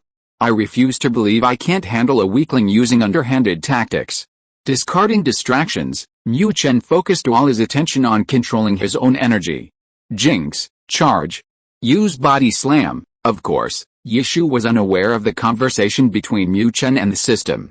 Seeing that Pikachu was under control, Yishu decisively gave the attack command to Jinx. Although having Jinx use other skills would further reduce his psychic control, Yishu didn't care. As long as this king continued to use psychic powers here, this yellow-skinned mouse wouldn't be able to break free. As a powerful psychic, Yishu was extremely confident in his abilities. However, Yishu was unaware of this. If he and Jinx joined forces, Mu Chen would likely have to expend a great deal of effort to break free. But on his own. Pikachu. Pikachu, damn it. Don't come any closer. Stay away from me. Distance makes the heart grow fonder. Before, Jinx was slowly approaching while using her telekinesis. But now? Under Yishu's command, Jinx had abandoned her telekinesis and was actually running towards him. Watching those dazzling, fiery red lips getting closer and closer, Mu Chen panicked. Defeat wasn't scary. I absolutely cannot let this disgusting thing pounce on me. If I were pounced on by Jinx, wouldn't I be left with a lifelong trauma? In his anxiety, the electricity on Mu Chen's cheeks began to flicker wildly. Zzzzzzzzzzzzzzz. The electricity kept jumping, fiercely fighting against the telekinesis controlling Mu Chen. Ha ha ha. Little thing, still not giving up. You can't possibly break free from my telekinetic control? How is this possible? Seeing Pikachu, controlled in midair, begin to generate electricity, Yishu immediately laughed loudly. Naive. I'm the Psychic King, my psychic control is incredibly powerful. How could a mere Pikachu possibly break free from my telekinetic control? However, before Yishu could finish laughing, the situation before him left him completely dumbfounded. What the hell? How is this possible? My telekinetic barrier was actually breached by this Pikachu? Looking at the Pikachu, now free in midair, Yishu could hardly believe his eyes. How could this Pikachu be so powerful? This is simply not scientific. While Yishu was dumbfounded, Mu Chen wasn't. Having finally broken free of control, Mu Chen didn't hesitate and quickly escaped the attack range of the wavy-haired, fiery red-lipped Jinx. What the hell? Getting too close to this thing, I'll have nightmares. Great. Pikachu, it's time for our counterattack. Use Thunderbolt. Seeing Pikachu break free of control, Ash was naturally the most excited. In this idiot's eyes, Pikachu must have been inspired by him and felt his determination to win. Pika Pika, Volt? Volt my ass. Go use Volt yourself. I just used Volt for ages, did it even work? This Jinx isn't exactly tough. Hearing Ash's command, Mu Chen, who was creating distance, rolled his eyes. He'd already used Thunderbolt before, but the effect wasn't ideal. Now, Mu Chen wanted to continue the unfinished charge. Without a doubt, With a high-speed movement boost, Mu Chen sped across the open field. Just wait. The charge skill is almost complete. Wait until I unleash a bullet and send you flying. Damn it. Jinx, stop chasing. Cooperate with me, use psychic. Seeing Pikachu running all over the field and only a phantom remaining, Yishu knew that with Jinx's awkward speed, it was absolutely impossible to catch up. Therefore, Yishu chose to use the same trick again. He was careless just now, and this yellow-skinned mouse broke free of his control. This time, as long as he controls you, he will immediately summon other Pokémon to surround and kill you. As long as Ash doesn't have Pikachu, it will be a life or death battle, and Yishu is not afraid of it. Facing Ash, Yishu is very confident that he can end the battle in a short time. Yishu's plan was very beautiful, but the cruel reality did not develop as he planned. The charge move was almost ready before, but now, with this delay, Mu Chen's charge move was ready. Pikachu, you still want to control me? Go to hell. Mega Electric Ball, here you go. Chapter 474 finished and called home. With high-speed movement and a flash of lightning, it launched itself. Leaping high into the air with a graceful, dynamic somersault, the current coiling around its tail formed a ball, which was then violently flung out by a yellow-skinned electric mouse. The world fell silent. Of course, the above description is slightly exaggerated and artistically inspired. However, it is essentially true. Once Mu Chen unleashed this super electric ball he had been preparing for so long, the suspense of the battle vanished completely.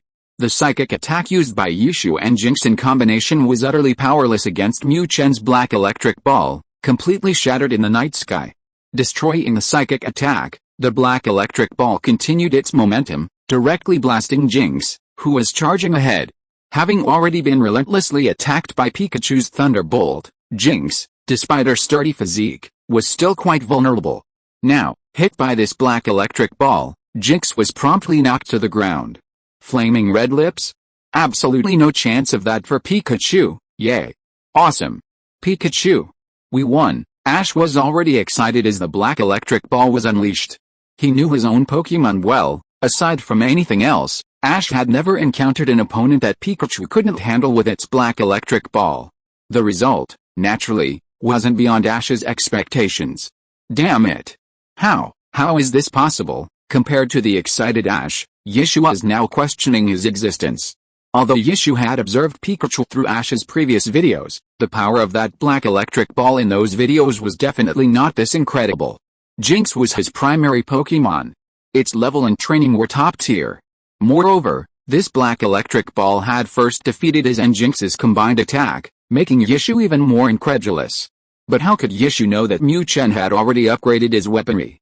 In the video he watched, Mu Chen's equipment was a magnet, with an amplification of only 20%. Now? An electric ball. Amplification of 100%. What a huge difference.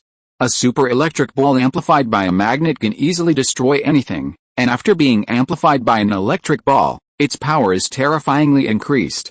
Pikachu, damn. It didn't die from electrocution? Ash was excited, Ichigo was astonished, and Mu Chen was disappointed. Damn. What kind of shrew is this Jinx? It didn't die from electrocution?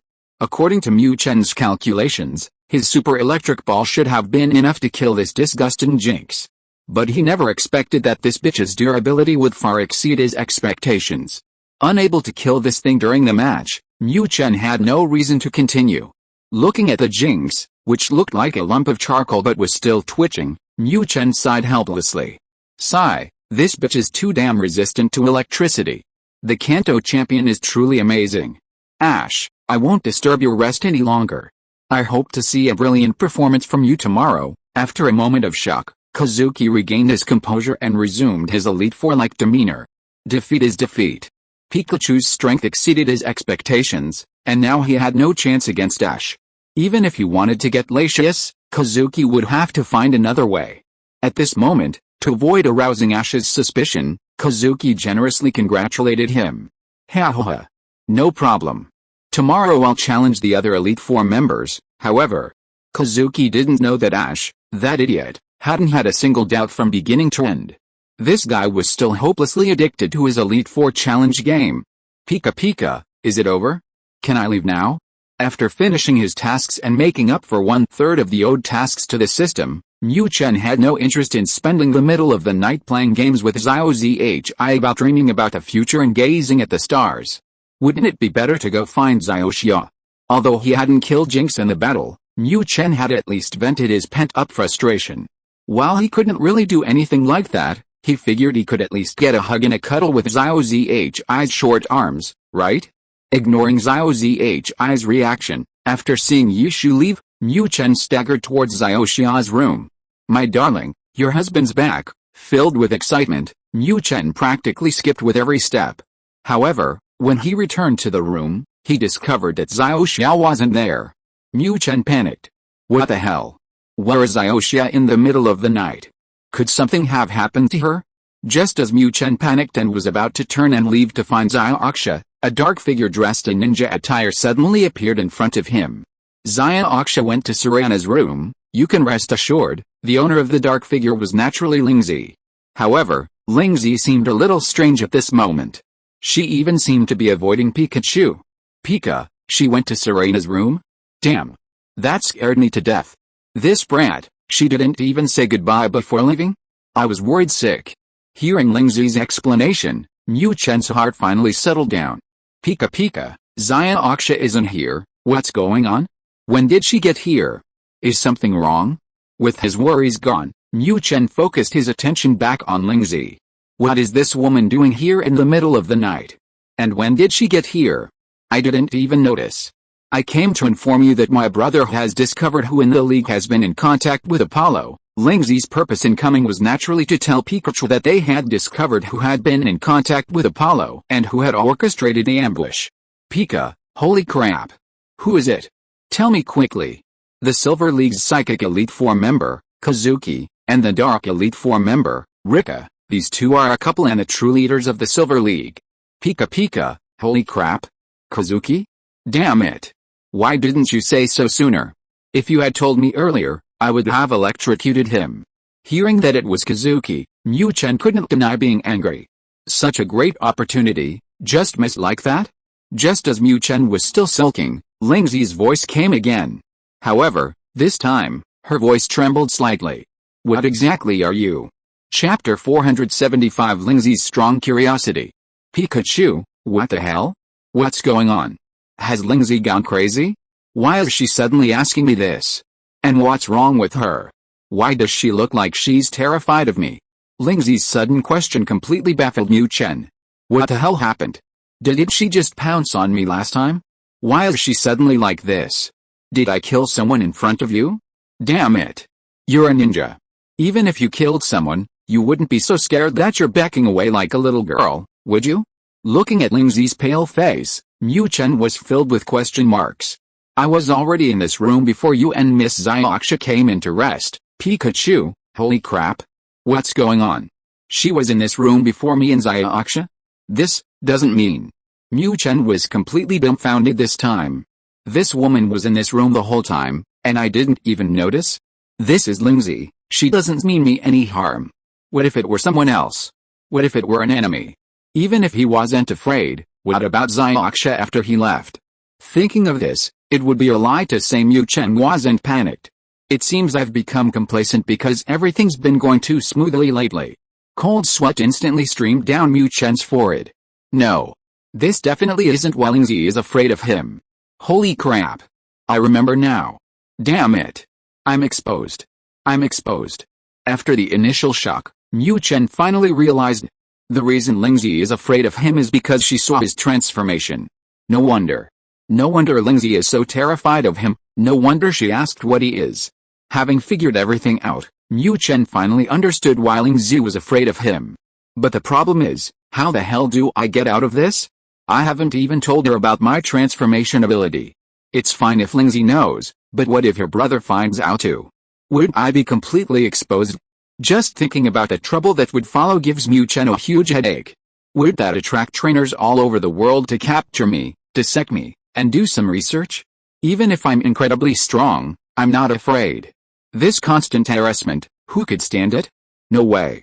I have to think of a way. I absolutely can't be this passive. Pikachu, he acted on his idea immediately. The method Mu Chen came up with was naturally the same one he used on Xiaoxia. Although his relationship with Lingzi wasn't as strong as Xiaoxia's, their intimacy was definitely no less. As long as his persuasive skills were effective enough, he believed he could still fool this little girl. With his resolve strengthened, Mu Chen wiggled his little butt, found a pen, and began to demonstrate his calligraphy to Lingzi. Swish, swish, swish. After a flurry of writing, Mu Chen finally produced his so-called ancient prince, punished by the gods, and now tasked with completing a mission. Of course, he couldn't tell Lingzi everything he'd told Xiaoxia. The mission was glossed over. All she needed to know was that he was originally a human, punished and thus became a Pokémon, and now he could transform for 5 minutes every day. Oh my god. You mean, sure enough. When Lingzi saw Mu Chen's furious writing, she was completely dumbfounded. A human becoming a Pokémon? This wasn't unprecedented in historical records. However, those were usually stories of superpowered teenagers becoming Alakazam, or humans dying and becoming ghost-type Pokémon. Becoming Pikachu, that was truly unheard of. Pika Pika. That's right. You didn't see wrong. You didn't guess wrong. This was the truth. Seeing Lingzi's wide eyes, Mu Chen nodded repeatedly. Believe me. Don't have any doubts. I'm a good person, I wouldn't deceive anyone. Especially not a beautiful woman. So you mean, your real name is Mu Chen? You can transform back into a human for 5 minutes every day, right? Clearly, Lingzi believed him. However, this girl's focus left Mu Chen speechless. What the hell is this? What's wrong with my name? It's still me. The 5-minute transformation thing has already been explained, why emphasize it again? Pikachu Pikachu, complaining inwardly, Mu Chen's short hands didn't stop. Swish swish swish, once again, Mu Chen wrote furiously, giving Lingzi a definite answer to her question. Of course, while answering, Mu Chen also specifically emphasized the importance of secrecy to Lingzi. His identity was too special. If everyone knew, he would have no choice but to take Xiaoxia and live in seclusion in the deep mountains. Don't worry. I absolutely won't tell anyone. Not even my brother. I won't tell him, thank goodness. Mu Chen and Lingzi's relationship was already close enough. Seeing Mu Chen emphasize the importance of secrecy again, Lingzi also made a serious promise to Mu Chen. However, Lingzi's serious expression didn't last long. So, you can really transform for 5 minutes every day, right? What's different after you become human? Or rather, when you transform, are you a Pokémon or a human? Pikachu, holy crap. Is this never going to end? What's wrong with you? Why are you so fixated on this question? Having received Lingzi's assurance, Mu Chen felt much more at ease. But why is this woman still fixated on this transformation issue? Why are you so curious? Mu Chen was genuinely too lazy to pay attention to Lingzi's questions. I'm not an encyclopedia, nor am I a walking encyclopedia of whys. I've explained it to you several times already, and you still keep asking. What do you want from me? It's just transformation. I've used up all my energy for today. Hey. Tell me, please. I'm really curious. Seeing Pikachu leave her with a dashing and elegant back view, Lingzi, still filled with curiosity, wasn't going to give up her questioning. Pika Pika, annoyed to no avail, Mu Chen could only start writing again. Want to know what the difference is, huh? Want to know if I'm human or Pikachu after transforming, huh? Fine. Just wait, come find me tomorrow night. When I can transform, I'll transform right away and show you. Words are always pale and powerless. Mu Chen's final decision was to let the facts speak for themselves, to show this little ninja what a magnificent and powerful real man he was after transforming. End of this chapter. Thank you so much for reading until the end. Don't forget to give it a like. Looking for more exclusive content and immediate access? Subscribe to our Patreon. Remember, every like, subscription or donation encourages us to continue. Thank you all. See you in the next video.